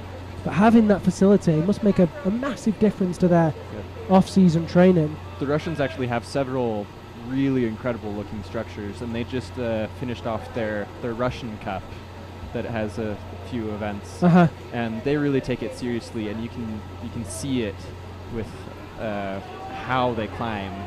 Very high level, very technical. You can see when she's having trouble with this move. Where we saw Inika super strong on that first go, we're seeing Anastasia having a little bit of trouble just making that hold stick. Tell you what, you can't see it on the screen, but the rain is absolutely battering it down. If I didn't know better, I'd say that we were in the Lake District, my home area in England. Awful out there.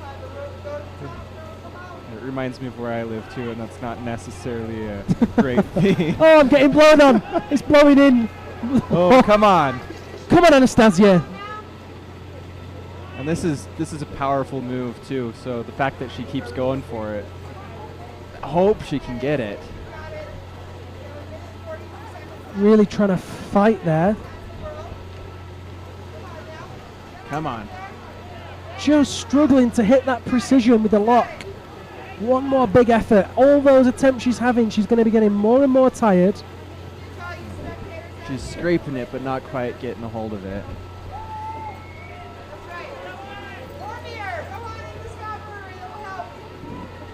It's so windy out there right now. Ian, will that be affecting her at all? Whoa, hold down my notes. The wind's blowing into the commentary booth. Will that wind be affecting her? Oh my gosh, the equipment's blowing everywhere. Okay, remain composed. We're good. Well, We're good. You can kind of see that next quick draw above her. Yeah. Just at the top of the frame there, and it doesn't seem to be moving too much.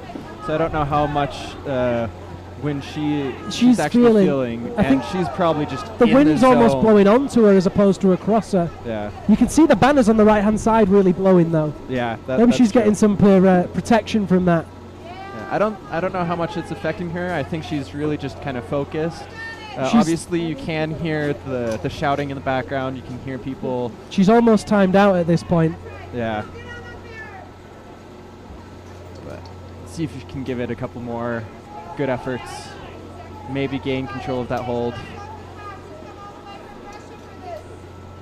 Come on, Anastasia.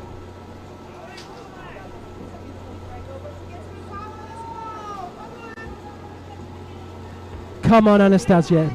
The dying seconds of her attempt. Oh, just short there. Looks like she timed out. And that is her time up. Up next, we'll have Mariam Filipova. Oh, here you can see the rain. There you go. Poor lass. Great to see that we have. She's very brave, I'll give her that. Got some young kids here watching too. Up next for the men, we'll have Alexei Tomilov. Here you can see. She was fighting there really for so long. To get it. Oh, yeah, and that was right before she timed out. Not quite enough. Fighting to the end.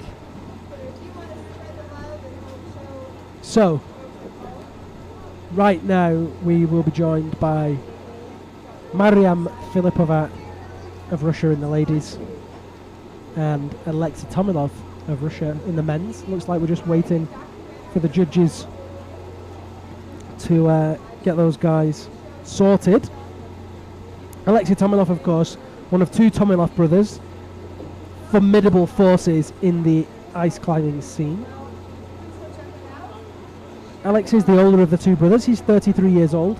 He finished 4th overall last year, placed 2nd in Bozeman, 3rd in Cheongsong, 17th in Sazfei, that wasn't his competition, and then 4th in Rabenstein. What makes the Tomilov brothers so good, Ian? Well, you know, again, they're from Kirov, or at least that's where they live, and so they have that structure that we've been talking about a little bit. But I think also having a sibling that competes in the sport at the same level, really, I think that helps a lot. You know, you can push each other, and kind of have that sibling rivalry as well as, you know, countrymen. So there's Mariam Filipova just getting started on the right-hand side. Let's see what she makes of this one. She's one of the smaller competitors. And Ineke Rehbergen being one of our tallest competitors, who cruised up those first moves. Looks like she might have had a bit of an advantage in this instance. So we'll just have to see.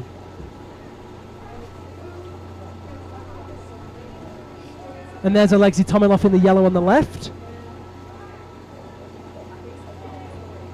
Not only is he a great lead climber, he's also a very talented speed climber.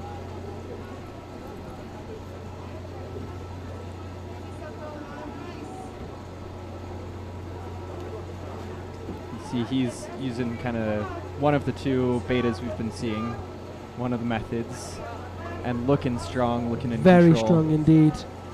And he is, of course, one of our taller competitors and one of the most experienced competitors on this circuit.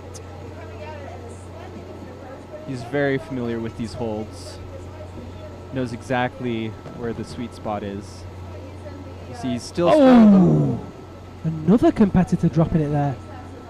Just because you know where the sweet spot is doesn't always mean that it makes it easier. He definitely looked solid when he hit it, but then all of a sudden just dropped out of there. He's going to be disappointed with that, but at the same time, he's level with a lot of other competitors. I'm quite excited to see what Noah Bake does on this one. No, you asked me earlier who I thought was looking strong, and I said it could be anyone's game, and we've seen people pop off a lot lower than you'd expect, and others making it a lot further than you might expect. So makes for an interesting competition. Well, Mariam Filipova on the right-hand side is making great progress. She hadn't had any trouble with those moves that we saw some of the other girls struggling with. Just showing how strong she is.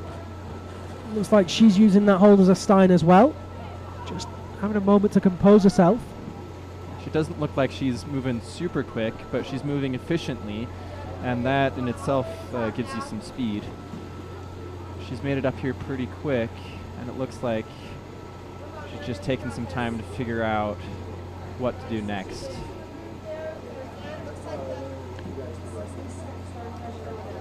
Just working out exactly what she needs to do, getting the positioning of her hands right.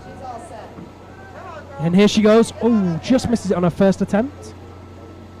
You see she has to reposition there, because that is not an easy position to be in. There we go, come on.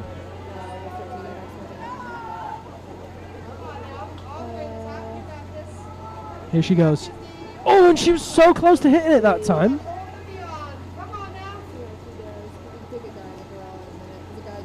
Just taking her time.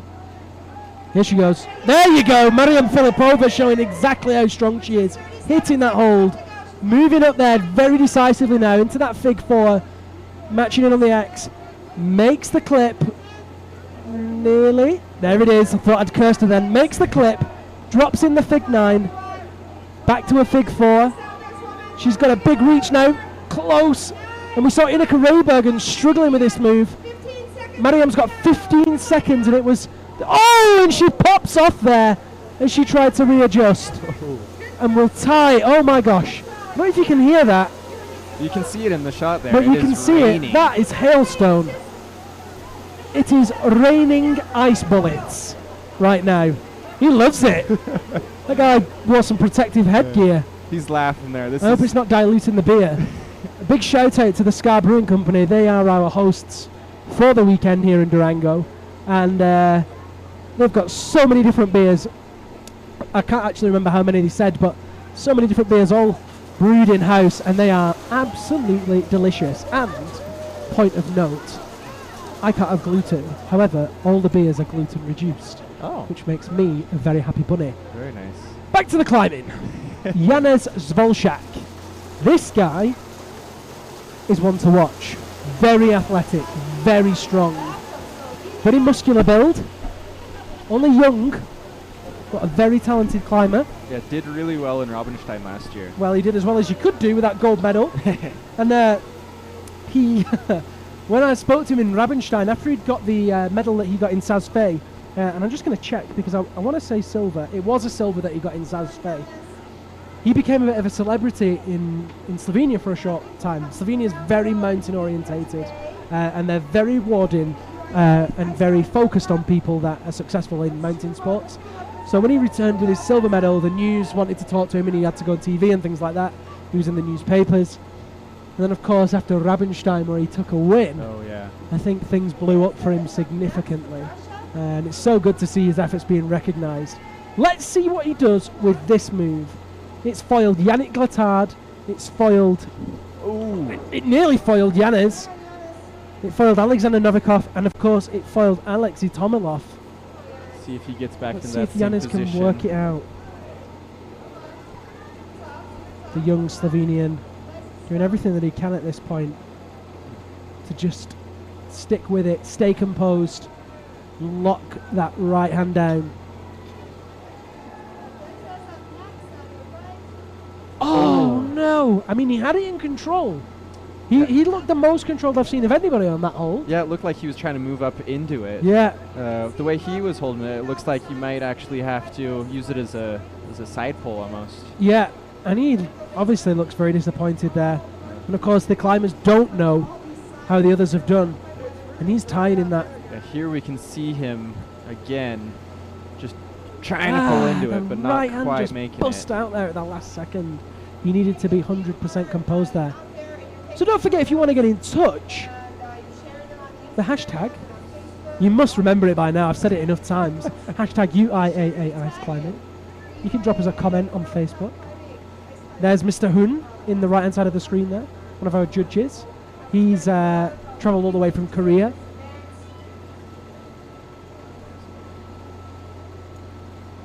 Yeah, not everyone thinks about it, but all of these officials travel with us too. Of course, and all over the they tour. really make it. Now, Ian, I'm just going to great. cut you off there because that is Olga Kozek. So Olga is going to be allowed to climb again because, of course, she had a technical incident with her hold breaking. She'll have made that appeal immediately after falling, and the judges have obviously deemed that it was a technical incident and that she will be allowed to reclimb the route. What's going through her head at this moment? Obviously, theoretically. Theoretically, I suppose a little bit of frustration. She does get to try it again, which means that she's a little more familiar with these holds than some of the other climbers. But And again, she's had a bit of a rest. Yeah, and a bit of a rest. But again, these are difficult moves, so she still has to be focused. She has to be in control. Still difficult route. And she got a little bit of rest, has a little bit more knowledge of this, but she has climbed. She has She climbed. might be a little more tired. And it's a long way to that golf ball where we saw Ineke and Mariam being so strong. Olga's just having a bit of trouble there, really trying to pull in. You can see her pushing her hips upwards to try and get that core working as she reaches up with that right hand. And here she goes again. No, not quite there. And I think that must be extremely frustrating, knowing that you can do that move knowing that she already did it. but not being able to quite pull it together. Come on, Olga. Yeah, you can say, luckily for her, it's the highest point that she made of the 2 attempts. Of course, so she doesn't lose anything. Yeah. Nevertheless, it would be quite frustrating. Just shaking out. Oh, not quite hitting it. She looks a little bit more hesitant here than she looked at the first attempt. I suppose that's one of the dangers, Yeah. is that you become more cautious. Obviously, being cautious isn't always a bad thing, but sometimes it just keeps you from getting that extra little bit to the hold. The clock running down the whole time, of course.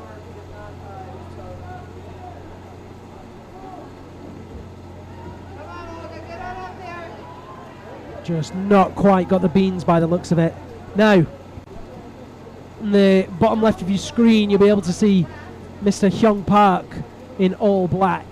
This guy does colour coordination better than everybody. Yeah. Last year he was camo. I was just going to say, last year he was camo, now he's looking like a Korean ninja. He's gone all racing black. up with just these lethal picks that he has on his tools. And Hyung Showing Park, of course, control. took the gold medal at his home competition of Cheongsong last year. It was a very special moment, and if you remember, he did a backflip off the top of the structure. Another great competitor to watch. Fun, he's a great guy, very nice to talk to. And whenever he tops out in a finals route, he always tops out properly. Tops out in style. Climbs to the top of the structure and does a little flip off the top. It's fun for him, and it's fun for spectators. Of course. Kind of a victory whip. Victory whip. So he's matched in on that little red hold on the brown volume. And this is the one. And he's looking very in control there. He is, but everyone's looked in control. Well, that's not true. We've seen control. We know that it doesn't mean anything. He is. And Janusz Volchak did a very similar thing at this point, trying to stand up into that left hand. Hyung looks like he might be able to do this. Oh no, and he drops it as well.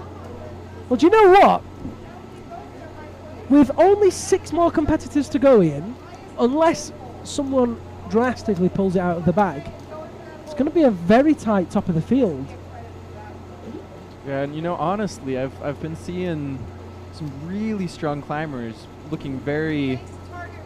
Let's watch Olga, because of course we missed her fall there. I think she powered out. You can see her shaking her head. She knew that, yeah, she dropped. She knew that she'd already given everything that she had on that first attempt, and she did so well. And that first attempt, of course, putting her into at the moment, into a podium position. Yeah, obviously she doesn't know that, so she might be a doesn't. bit frustrated, but...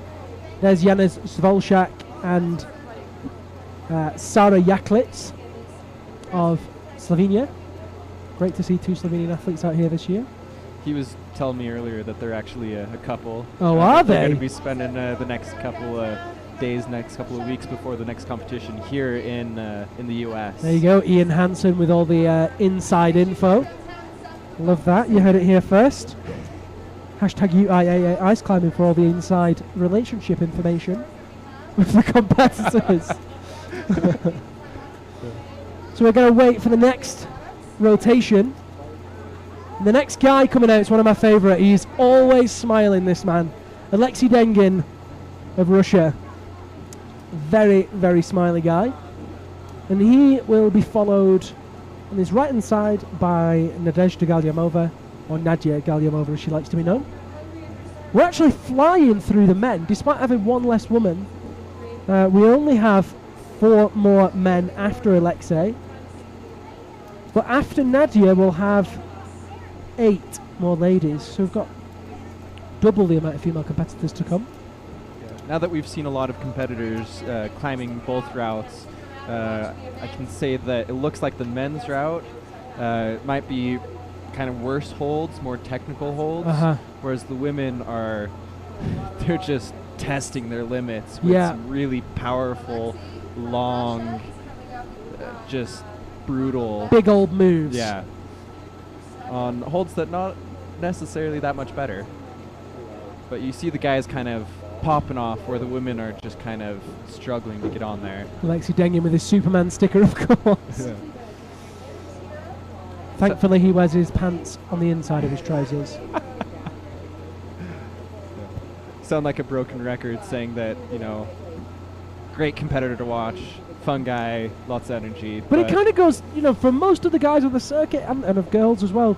Do you know what I have to say? I do a lot of different competitions across bouldering and lead within sport climbing, and then the ice climbing circuit. It's such a family. I really mean that in the least cliche possible. Yeah. Everybody's so friendly. Certainly with this being the first comp of the season, everybody's big hugs, great to see you. It's a really, really cool atmosphere to be amongst here with all the competitors. That's my name on the screen. My name is, of course, Liam Lonsdale, and if you use @Liam Lonsdale, you can tweet me directly. I'll be on the whole tour every single round: Beijing, Cheongsong, Saas-Fee, Rabenstein, and Chamonix. Hopefully, bringing you all the information and updates as it happens. And Alexi's looking solid. Come on, big guns! Look at him go. So strong on that left hand. And of course, you can use your hand on the holds. At that point, he's just testing it to try and find out where the best part is. Matches in on that hold. It doesn't seem to phase him at all. No, it doesn't. This looks like another very technical, difficult body tension move. Do you know what? Did Valentin Sibovin not get to this point? Yeah, and he got into he did get here. Fell off of the Stein I totally erased him from my memory. Valentin, I am very sorry. Of course. But here comes Alexei. I don't know if Valentin made this clip. Alexei and Valentin both got to this point. Alexei looking strong. Alexei's looking great. And oh my gosh, this guy's on fire. Come on, Alexei. Meanwhile, Nadia Galyamova moving well on the right-hand side, bib 109, between those golf balls on that big diamond-shaped volume. Alexei onto the Colorado volume. And this is where we've seen a few guys pop off, and he's hit it really strong. Very dynamic movement there. Come on, Alexei. So relaxed. Yeah, you can see he's shaking out there, getting a little pumped, but at the same time, he just looks very relaxed, very confident. And he's moving up again from this one up to another very marginal hold. He's about 2/3 of the way up the wall. Oh, and look at that. We've had a tweet in from the guys at Bozeman Ice Fest. Big shout out to Jojo and his team. Minus 34 in Bozeman today. A little bit colder than we are here. Jojo says that he wishes... Alexei is holding on to the side of the volume there, which of course is allowed. He's got less than a minute to go, and he's looking so solid with that undercut there, and he takes it... Oh, and he pops and drops out, but what a great performance from Alexei Dengin. Top effort. Great sports action, as my co-commentator Conrad Anker said last year. So a big shout out to Jojo and the team at the Bozeman Ice Fest who tweeted in. Don't forget, you can of course tweet in too on the hashtag UIAA Ice Climbing. Here, Nadia's up on a higher hold here. Yeah, on the same hold that we've seen a couple of competitors fall off on, struggle with. Place that hook.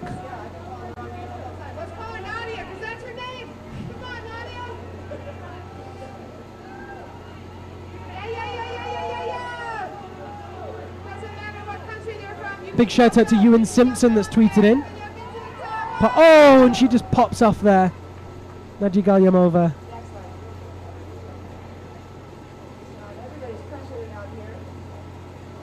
So a good performance from Nadia. She always seems to have a smile on her face too.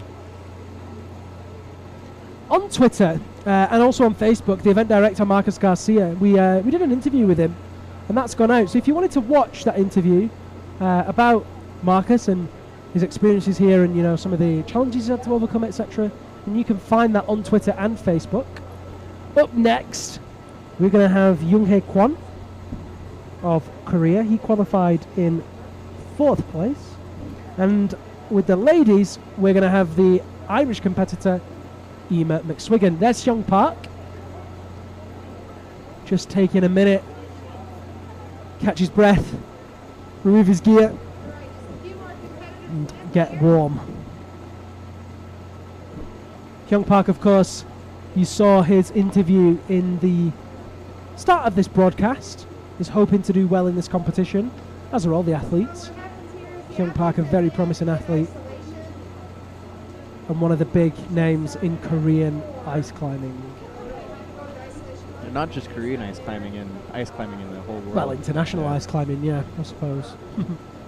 So there's Young Hae Kwan.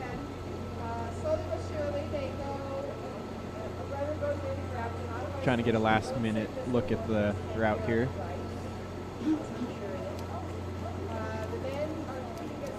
And on the right hand side will be Emma McSwiggan. Now Emma is Irish.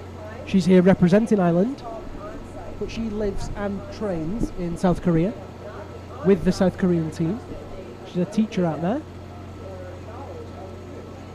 Another brave spectator with her umbrella there. Yeah. Emer has been spending the last few years, I think she told me maybe 6, if I'm not mistaken, years that she's been in Korea. And she really started climbing there with the Koreans and got hooked. Yeah, on she it. started climbing there, yeah. And her performance has just improved and improved year on year, showing how good the Koreans are at training, of course, and how good she is at climbing. Yeah, you So can see here on the left-hand side, really just Young Hae Kwan looking really solid on those Yeah. first moves. all of the different countries that have programs that have, you know, groups of climbers. Look at that lock strength! Oh no! He was so solid there, really locked it down. He's not the first competitor, though, that we've seen looking solid that has popped off of Such a right that marginal same placement, area. that right hand. And here goes Emma. Always rocking the green. Always rocking the green. Emma McSwiggan actually placed in the top 10, as I mentioned earlier, of the overall competition last year. Started off the season in Bozeman with a 13th place. Improved drastically in Cheongsong, which is almost a home comp for her, where she placed 7th. Made the finals. That was a very special moment for her. She climbed incredibly well in finals there. She got a lot of support from the Korean spectators. She as did well. indeed. And then, of course, in Saas-Fee, she dropped a little bit with a 28th place, but then picked it back up in Rabenstein, just missing out on a finals place. In fact, if I remember rightly, she made the finals, and a couple of, I think 9 girls went through in the women's final in Rabenstein last year. Might be mistaken there. But I seem to remember 9 going through in the finals. Maybe that was the men. Who knows? Yeah. My memory could only go so well. No, I didn't have the best competition in Rabenstein, so I was kind of distracted. So No, you didn't, did you? no. Why did you not, Ian? Yeah. A couple of different reasons. One of them being putting a speed tool through my hand. Yeah, I remember that quite vividly. I remember you knocking on the door of the office, looking a little bit pale, and saying, "Do you know where the first aid is?" And then you passed out. So yeah, that wasn't your best comp. No. But I feel like we bonded there. Yeah, I remember you standing inside telling me to come in and like, no, I don't want to get blood. And you like, just "Mate." kind of, no, get in here right now. Then you did a little feint, Yeah. and then I stroked your hair for a bit and gave you a cuddle, and then I put it on Snapchat. Emma McSwiggan making great progress off that green golf ball there. Looking really good. Reaches up for the high clip. Makes that no problem. And at this point, she is just looking at how she can make this next move. Going in with the fig 4 over the left. Placing it as a Stein and looking really solid. She's been training hard this season. She said that she's fitter than she's ever been. Yeah, they had a couple of Korean competitions this summer, actually, dry tooling, and she was really doing well. Open up the season before anyone was even thinking it. Oh, and look at that, moving really casually up to that next hold. Matches up. She's got less than a minute on the clock, but at this point, she just looks in such control. Makes the clip. Come on, Ema. Reaches up for that really difficult hold to take, and she's taking it. Really solid. Kicks in hard. Come on, Ema. Matches in on that hold. This is going to be a high point. Come on, Ema. Come on. Kicking in hard. She's going to make that clip. Going for the points instead of the height. Smart climber. Very smart indeed, and just showing how talented a competitor she is. Still a little bit of time left on the clock. Come on, Ema. Reaches up high. Oh. So close, and she hits it. That deep lock strength looking really, really good there. The training's paying off as she goes up to the Durango volume. Another Fig 4. Reaching up to that red hold. She's in absolute control, moving so fast. Come on, Ema. This is great climbing to watch. Makes the clip. Come on, Ema. She is in such good form here. And the crowd are behind her. Pick pops, but no problem. Counting down for 5 seconds. Come on, Ema. Jumps for it, and she hits it, but just misses that top hold. And that is the top. Great effort from Ema McSwiggan. And a round of applause from the crowd. Big smiles, and she knows that she's done very, very well indeed. What a performance from the Irish climber. I'm pretty sure we can say that that's a safe finals position, unless the rest of the girls come out all guns blazing. She's done well there. Here's Young-Kye Kwan's replay. We saw him really in that deep lock, and then that right hand, boom, out of there. Such a shame. Let's take a look at Ema. Oh, she was so strong in this move.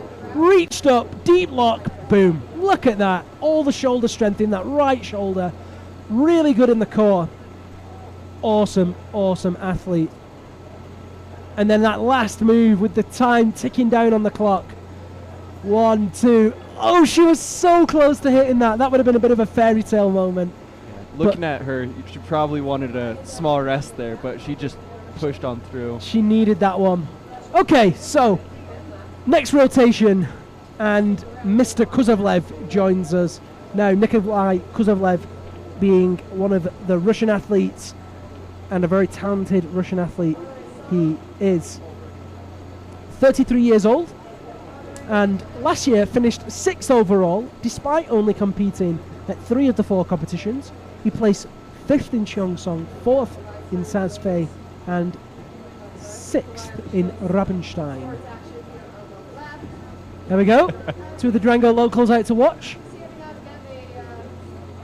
Smoking kills.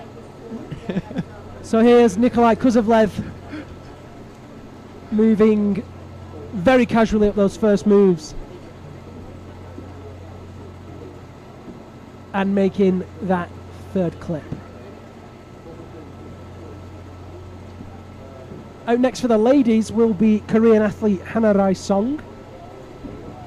We'll talk a little bit more about her when she starts climbing. For now, let's keep all eyes on Mr. Kuzovlev. Looks like he's getting into that position that people were trying to get into. It looks like the height early is actually the beater moving here. Feet up. And he makes it look like that's the way to do it. Yeah, really, really good form there from Nikolai Kuzovlev. Really instinctual movement. Pulling. Oh, and he pops! Oh, and he had a little interaction with his belayer there. Hopefully everybody's okay. Safety first. I think his belayer was as shocked as Nikolai was then.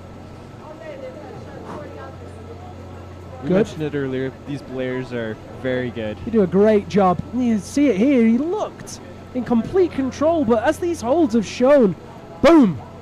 Took a pick to the chin there. Oh, and a unpleasant interaction with the belayer's face. Everybody's okay. It's a very famous saying amongst the climbing photography community that I'm involved in, which is safety is no accident. And the belayers will be putting that into practice here. I'll let you think on that one. It's a great double entendre. So Nikolai Kuzovlev just getting untied.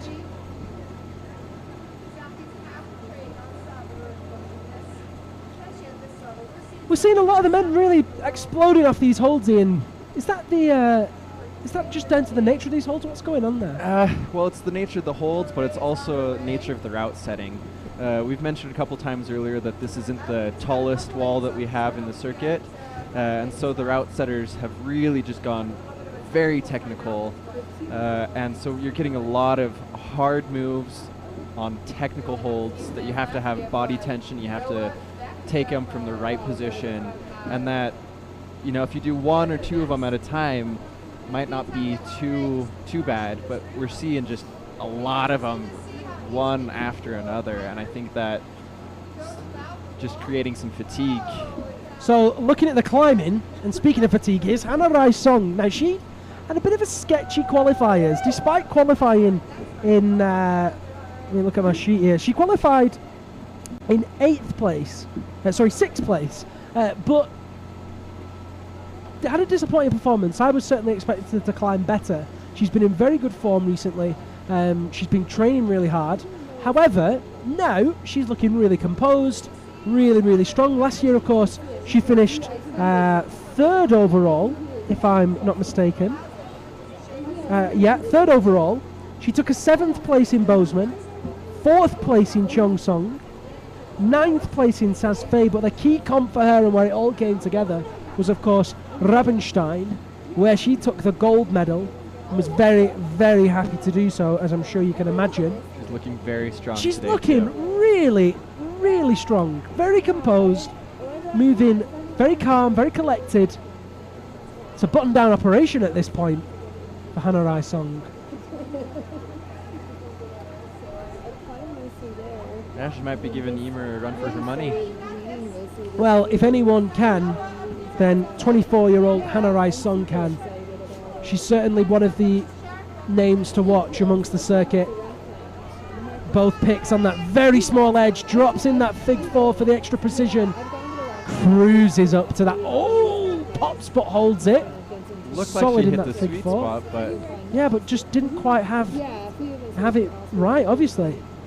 Got to really yard on it, maybe, to hold that weight properly, the weight distribution being key there. Yeah, it looks like there's a sweet spot, but you can kind of see that it's angled, so you really have to get body positioning and tension in the right position. And the way it's angled there is just worst possible position from the hold that they're moving off of. So let's see if she can give it another shot.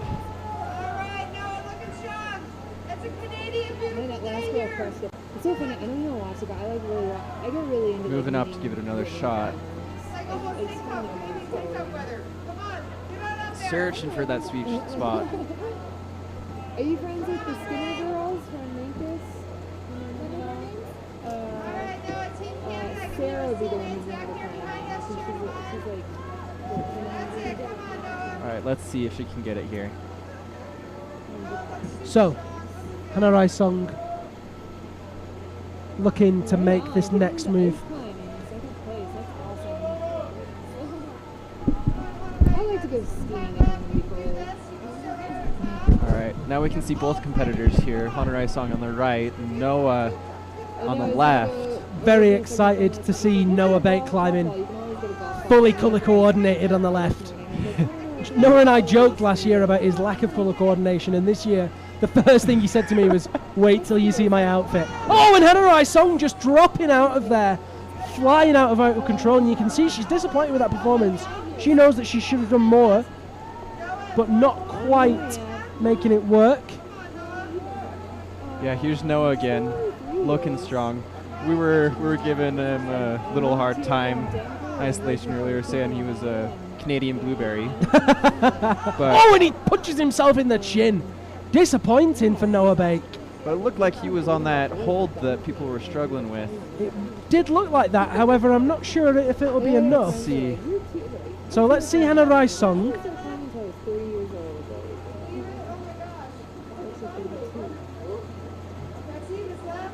I love it though. I just think that, especially this area like Durango and Noah just not quite having enough, and he's getting a big hug there off, I think, his coach, Gordon Looked MacArthur. like Gordon.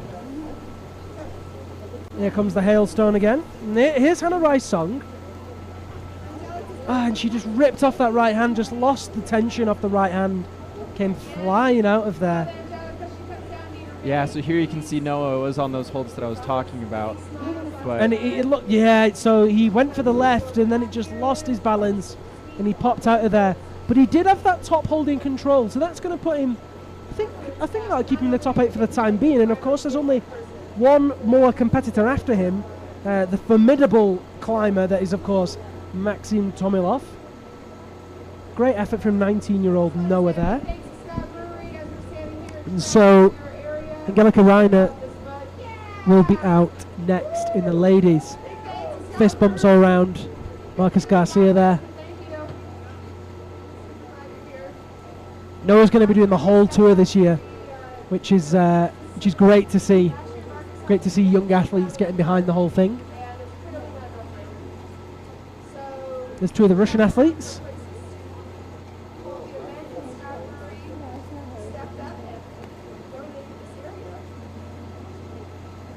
yeah, you can see there Nadia giving a smile, like I said. Very smiley athlete.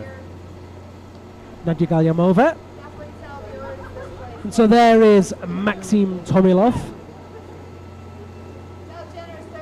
Maxim is 33 years old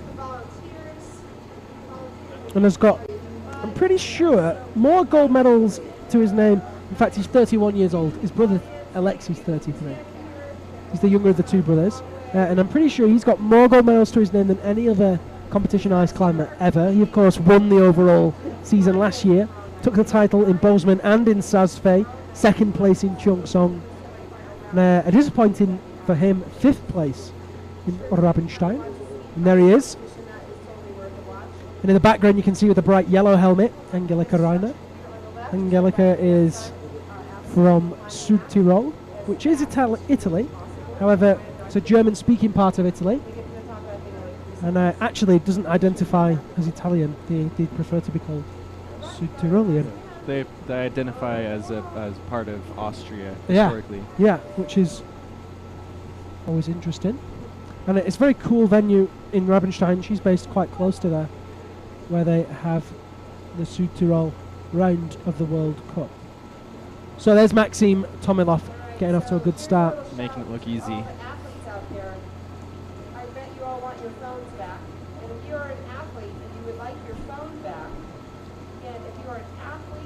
So Maxim reaching up with our left hand, kicking in high with the left foot, making the clip, and he is our final male athlete.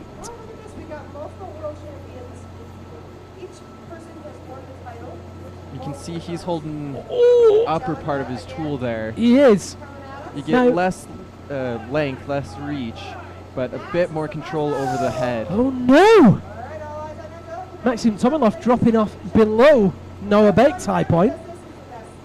So we're going to have to wait to see the official results on that to see who, I mean, potentially that could be no final for Maxim Tomilov. That would be the first round of a World Cup he's not made a final in I think 8, which is pretty impressive. There's Angelika Reiner.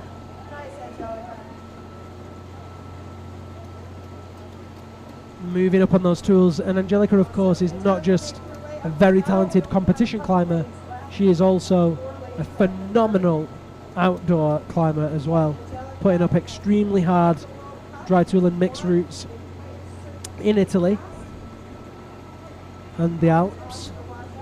Yeah, she actually has a small dry tooling crag not too far from the Rabenstein event. That's our local crag, right? Yeah, and she was telling me last year that whenever she makes finals, she goes and warms up at her dry tooling crag. That's the way to do it. Before competing. Ooh, locked in tight on that left hand, but just falling short of that small edge. It looked like she shifted really, her tool a bit, really looking strong. Great locking strength in that left arm. Matches him with the right, drops over with the Fig 4, over that right arm. Makes the clip. Just trying to find that sweet spot, which is just downside of the middle. Didn't see... Oh, Now, looks like she's found a spot that and it wasn't quite good enough. The right hand popped, and the left hand wasn't quite good enough. Oh, look at that face. She is not happy, and understandably so. That's a real shame for Angelika Reiner. Yeah, it should be interesting to see some of these results afterwards, to see where competitors are. So let's see. I mean, it's certainly been a round of lots of popping. Here's Maxim Tomilov, where he was trying to crank in on that left. Right pops, then left pops. That was his semi-final over very quickly. And then Angelika's just trying to find that spot, which no other athlete had seen. She looked good in it, but watch the right. It pops, and she almost held it. But the pick shifted, and she was out of there. What a shame. Well, as it stands, I think she's done enough. I think. But we'll wait and see those final results and official results to see who has made the final. If you want to stay up to date with the live results, you can do so on the UIAA website, or we'll be posting the results on Facebook and Twitter later. Use the hashtag UIAA Ice Climbing if you want to join the conversation. You can also see the current rankings of the World Cup on the UIAA website. Of course, yeah, the live rankings, if I'm not mistaken. Providing that the internet is strong enough, then Alex Pound, our results master, will be uploading those live. Unfortunately, I don't have very strong internet, so I can't get those results. Here, we're focusing on getting a good quality broadcast out, and so we're giving all the bandwidth to the broadcast. Hopefully the picture quality is great for you at home. Looks great in the evening. Look at it lit up. You can see the lights in the background of Durango. We're on the outskirts of Durango, but a bit of a social hub here with the Scar Brew House, and of course there's a theatre and a hotel just across the road where we're staying. Some hardy residents here to support the climbers.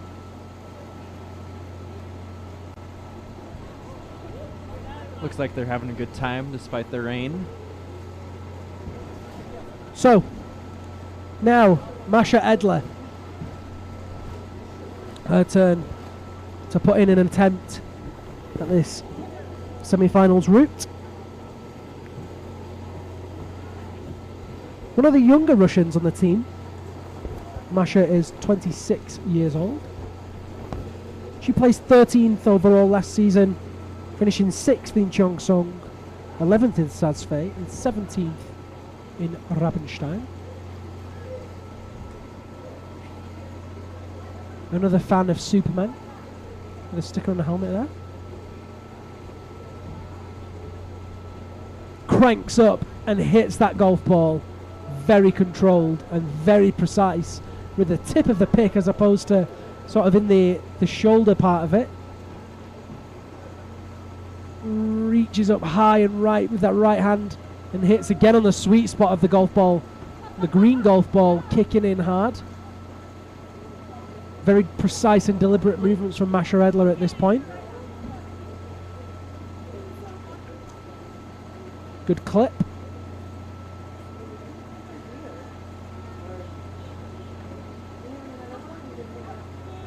Just taking care on the back of that golf ball not to go into the out of bounds zone. You can see that thin red line. She's just looking for the sweet spot on the Stein. There it is. Pulls down hard off that left hand, milking it as best as rest as she can. For this next big move. Easily up there with the left hand. Very good deep lock strength there. Into the fig four over that right hand. Makes the clip. And just using that volume with her hand just to gain a bit of height, and she's gone for that central point. Oh, pops, but holds it. Good. Needs to. Oh no, it doesn't hold it. Now she looked solid on there. I'd be interested to see if that hold broke again. Yeah, I was very surprised to see her come off of there. I was not expecting to see that.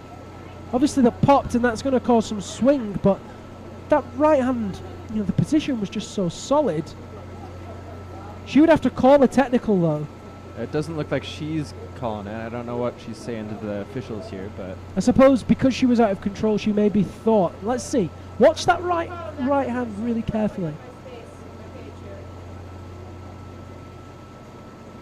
Shifts. looks like slightly rotated. Yeah. Oh, I don't know. Very hard to tell. But a great effort nonetheless from Masha Edler. We're catching up now with the guys who have, of course, finished. It's all eyes on the ladies. And we go to last year's overall World Cup winner, Maria Tolokanina. And of course, in taking the overall, she won every single competition apart from the last one, where she finished 8th. It was a shock exit for her in the final. She fell very low on the route, I remember it well. But in every other competition, Sazfei Chongsong and of course Bozeman, she took the gold medal. And not only did she take gold in lead, she also took the overall in speed. Yeah.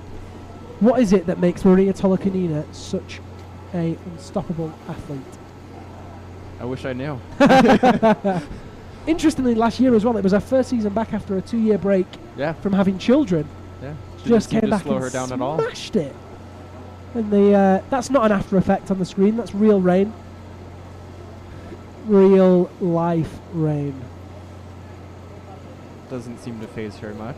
No. And here she is. She's one of the shortest competitors on the circuit. But do not be fooled by her short stature.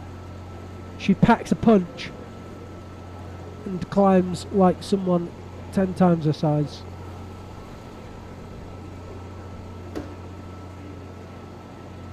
If I'm not mistaken, she's from Tyumen, Russia. Okay. My Russian is terrible, so don't quote me on that. And they also have a pretty good youth program. Several parts of Russia that we've mentioned, Moscow, Kirov, have very good programs both for seniors and adults. And we're seeing that there are just a lot of very strong competitors, very competent competitors who really know what they're doing, really pushing the level of competition and the level of climbing here. There's Noah Bake in the orange helmet, just covering himself up from the rain. And in fact, there's his dad and his sister. Great to see his family here supporting him. His mother is here as well, I've seen her. Lovely family. The guy in the green helmet there, that's Dirk Tyler. He's one of our judges here. And he was actually trained in Bozeman. He's part of the team from the Bozeman Ice Fest. He was there last year. And so Maria Tolokanina gets off to the start of her route. Thank you, Durango.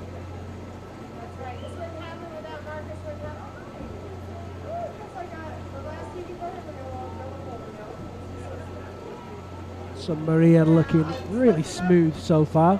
In those first moves, very controlled. We got Maria from Russia here.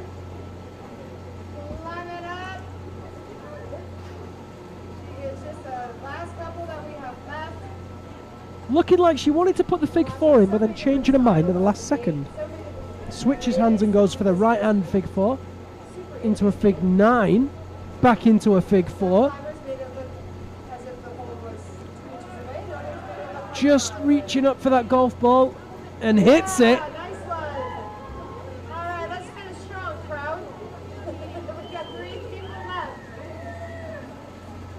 So composed in her movement and so flexible. Awesome, crank it up. With only 4 minutes left. Up onto that for each climber, they only have 4 minutes, so you don't have to left hand fig 4, reaching over to the right golf ball with the right hand. Come on, girl. Placing that pick in reverse. Pretty wise move because you can just match that and move straight off it. Whereas we've seen other climbers having to match that and then switch it up. Deep lock, hits that undercut in the Stein position. Makes that clip no worries. She's so strong, Maria Tolokanina. Interestingly, she is the daughter of President Pavel Shabalin, who's one of the judges and president of the jury on the UIAA Ice Climbing Commission. Into the Fig 4 off that blue edge and makes the clip. Big reach now for Maria. She almost found that little hidden... There oh, not quite. She's going to go for that front side again. No, for the back side. She's just trying to work out where the best spot is. Taking a second just to recover.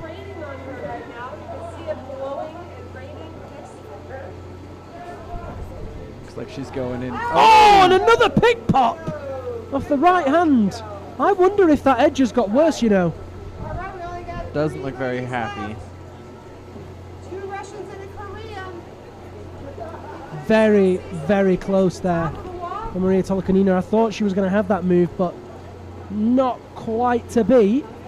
We'll have to wait and see if it's enough for her to make the finals. Let's see it one more time. And it's just that right hold again that's been giving people trouble. Boom. And I think it's got worse, you know. Well, it looked to me there that her tool rotated out a little bit when she came back down and just couldn't lock onto that tiny little edge that they're trying to hold on to. There's Tiffany, one of the local officials, another key member of the team. Some very soggy volunteers and officials in the crowd there. But the Scarborough House beers keeping everyone happy.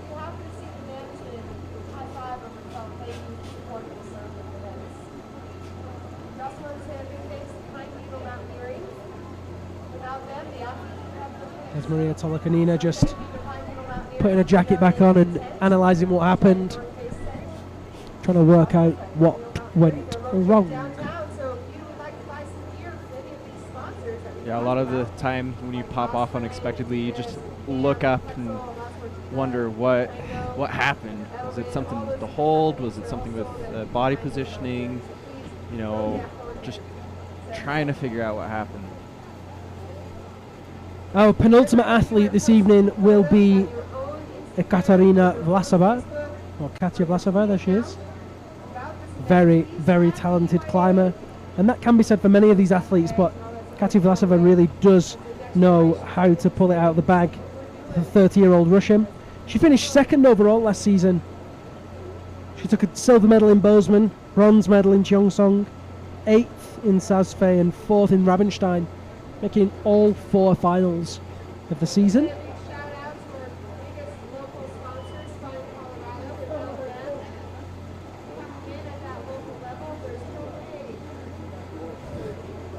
Great to see the crowd having a good time, even though it's pouring down. Happy, smiley faces. They're a hardy bunch, these Durangoites. Durangans? Durangutans. If that isn't what they're called, then we should get them to change from it. now on. Oh, no! I thought, very disappointing. So frustrated. Look how angry she is. She had another disappointing result in Sazfe last year, but which is just really disappointing. She's usually a very, very strong She almost can't believe it. What a nightmare. You see the left hand goes to match, and you can see the head of the pick just shifting. She readjusts that right hand, and just as she goes up with the left, tension, boom, out of there. Such a shame for Katya Vlasova. She wanted to throw those picks into the wall. She's so upset. You have to feel for her. When a climber invests so much, personally and financially, into coming to an event like this, for it to be over for a small mistake. We were actually discussing that earlier today. Some people saying that if they had their registration money, their travel money, and all of that back from all of the competitions that they unexpectedly popped off really low on the route, that they would have enough funds to keep doing this for a few more years. So and unfortunately, it does happen. It's very disappointing when it does. And it does have to be said, a lot of these athletes do self-fund to get here. There's not a lot of money offered up by federations. to pay for people to be here. People often think that because they're representing the country that these athletes might be paid to be here, but more often than not, that is not the case. Don't forget, if you do want to get in touch, use that hashtag UIAA Ice Climbing, or drop us a comment on Facebook. You can watch the broadcast on YouTube and Facebook. I'm currently monitoring Twitter. On the left-hand side there, and he's walking on the bottom of the screen there, you can actually see Carlos Teixeira. There he is, wandering along. He's the president of the jury of the judges, part of the Ice Climbing Commission, Portuguese gentleman. Very switched on dude. He knows what he's doing. Very calming influence amongst the judges. There's Dirk Tyler again in the green helmet. Tiffany on the right hand side in a yellow jacket, one of the local organising crew. There's Angelica Reiner talking to Hannah Raisong and Nadia Galyamova. Looks like they're all smiling. Yeah, I mean, it's great to see them working out how they, climbed the individual moves, how they could have improved, what went wrong, what went right. And I do love that about climbing in general, is that competitors are so friendly. Everybody, they're waving at the camera, isn't that lovely? They're so friendly, and it's such an open community. Yeah, and you mentioned it with sport climbing, with some of the different bouldering, well, even just other competitions, whether it's skiing or whatever. You don't always get that camaraderie between the countries, and we saw there a Korean, an Italian, and a Russian sitting down talking about climbing, just having a really good time. It's great to see. It's really good to see. Supersedes all political barriers and all that rubbish. Climbing goes above everything. That's the best thing. Olga Kozek on the right hand side there, talking to Valentin Sipovin in the bright yellow. And of course, our final athlete today will be Woon Seon Shin, one of our official photographers there. Up in the structure. Almost looks like he's hiding, but... It's a she. Oh, sorry. Can't tell with the balaclava. With all of balaclava. Yeah. But she is probably getting some perched, good photos. I'm sure. It's a great angle up there.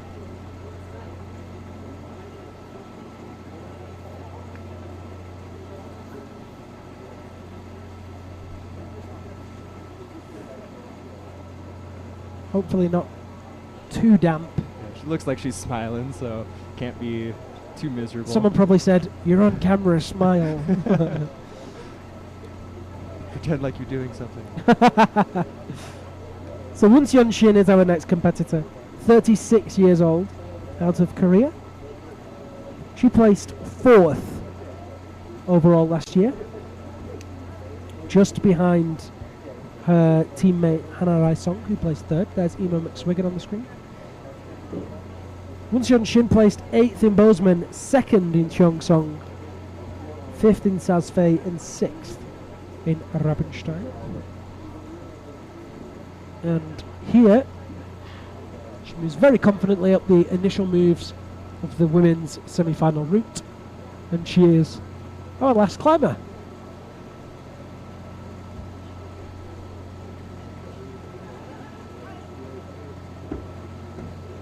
There we get a nice view of the hold that we haven't seen before, just really showing how difficult it is.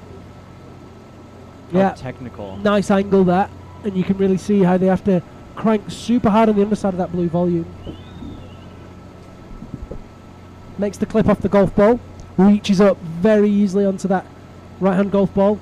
Now, what we did see with Maria Tolokonina was that she went to it as a backhand so that she didn't have to switch her pick. At this point, Woon Seon Shin doesn't look like she's going to rearrange and reshuffle those picks, but let's see. Just trying to untangle herself from the rope. Rope management is such a big element of climbing these routes. She hasn't readjusted. She's got up with it as a left hand, very strong into the right hand, into that Stein. Cranking down 2 hands on that pick. Milking it for all the power. Oh, and goes right into that next really strong in the lock to hit that hold.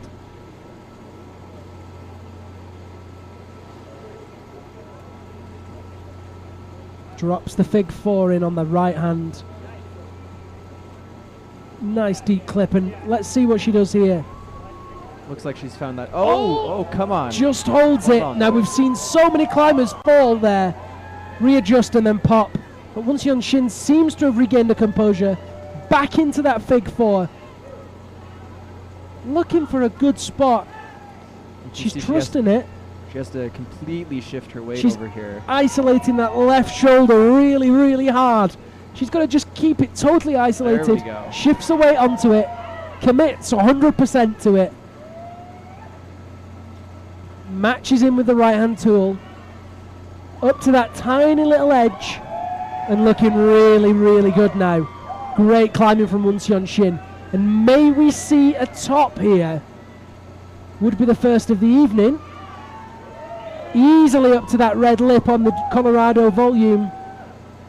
Matching in. Just gaining height on the shaft there. Easily up to the next one. On great form, just locking down, no problem. Looks like she's got more time on the clock too than Emer did at this point. No pressure at this point, and it looks like it's one big final move up to that fluoro blue hold. What do you reckon, Ian? And we're going to see a top? I think so. Yeah. Oh, no, you jinxed it! Ian Hansen with the commentator's curse. But nevertheless, a fantastic effort from South Korea's Won Seon Shin. And a brilliant, brilliant attempt there on the top hold. Ever so close. And of course, that does conclude our climbers. Now, hopefully, I'll be able to get some live results, or at least unofficial results. I'm going to hope that Alex Pound gets me a printout of those results at some point, and I'll be able to tell you where we stand with the potential finalists. In the meantime, let's see what... Oh, Won Seon Shin just popping off with that right hand. Very, very close. She looks disappointed. I mean, obviously, she doesn't know that she's in first place there, but nevertheless, great effort.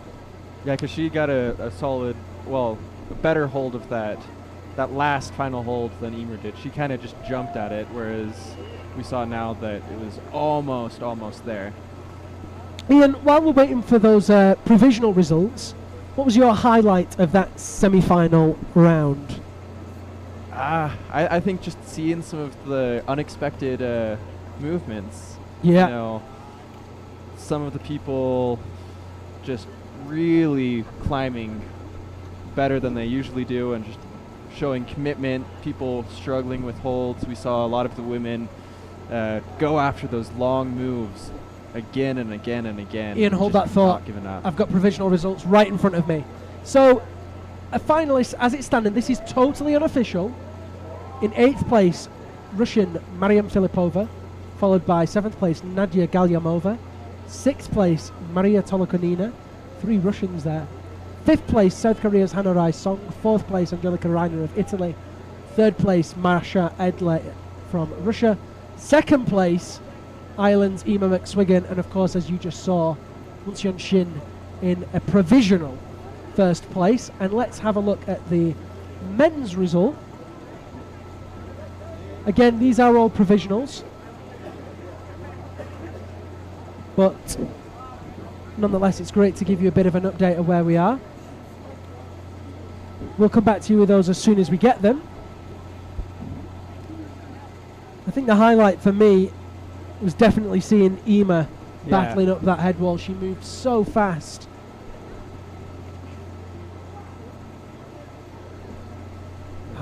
So there's the replay again of so close with that right hand. Won Seon Shin. You were going through those results just now, but those are just unofficial. Yeah, of course. Yeah. Very unofficial. Yeah. We're just giving you, as it stands, very loose calculations. Okay, so just missing out on the finals in 9th place, Yannick Glattard. Such a shame not to see him in the final.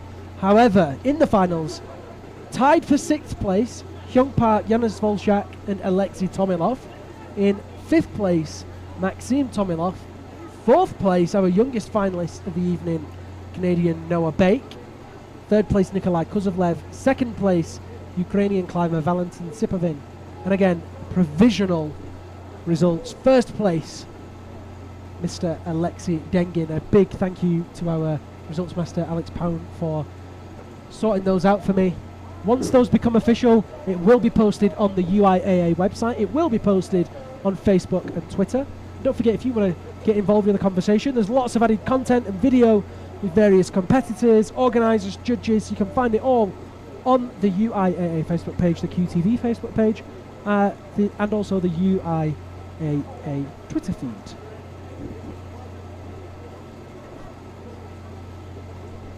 So that about sums up the event this afternoon. Like I said, do tune in for the results on the social media. We'll be back tomorrow with the speed competition, qualifiers and lead.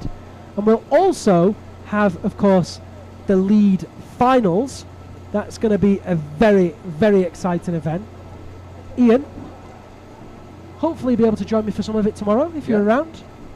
See if we can pull somebody else in as well at some point. We'll give you a little bit of a break so you can enjoy the comp.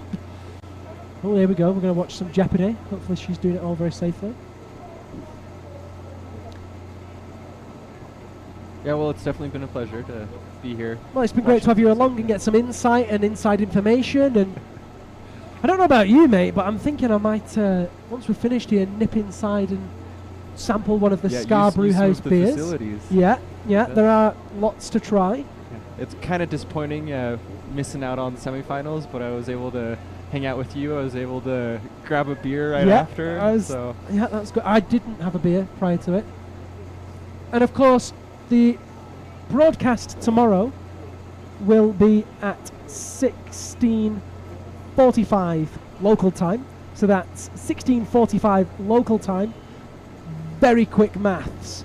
If you are in the UK, that will be quite late for you. That will be midnight, just before midnight, about quarter to midnight, if I'm not mistaken. So if you do want to tune in, then do so. You can tune in on Facebook, you can tune in on YouTube. And that about sums us up for the broadcast. Ian, once again, it's been an absolute pleasure. Ladies and gentlemen at home, thank you so much for tuning in on Facebook and YouTube all across the world. My name is Liam Lonsdale. It's been wonderful this evening, and I'm very much looking forward to seeing you all again tomorrow for the finals. A very good afternoon.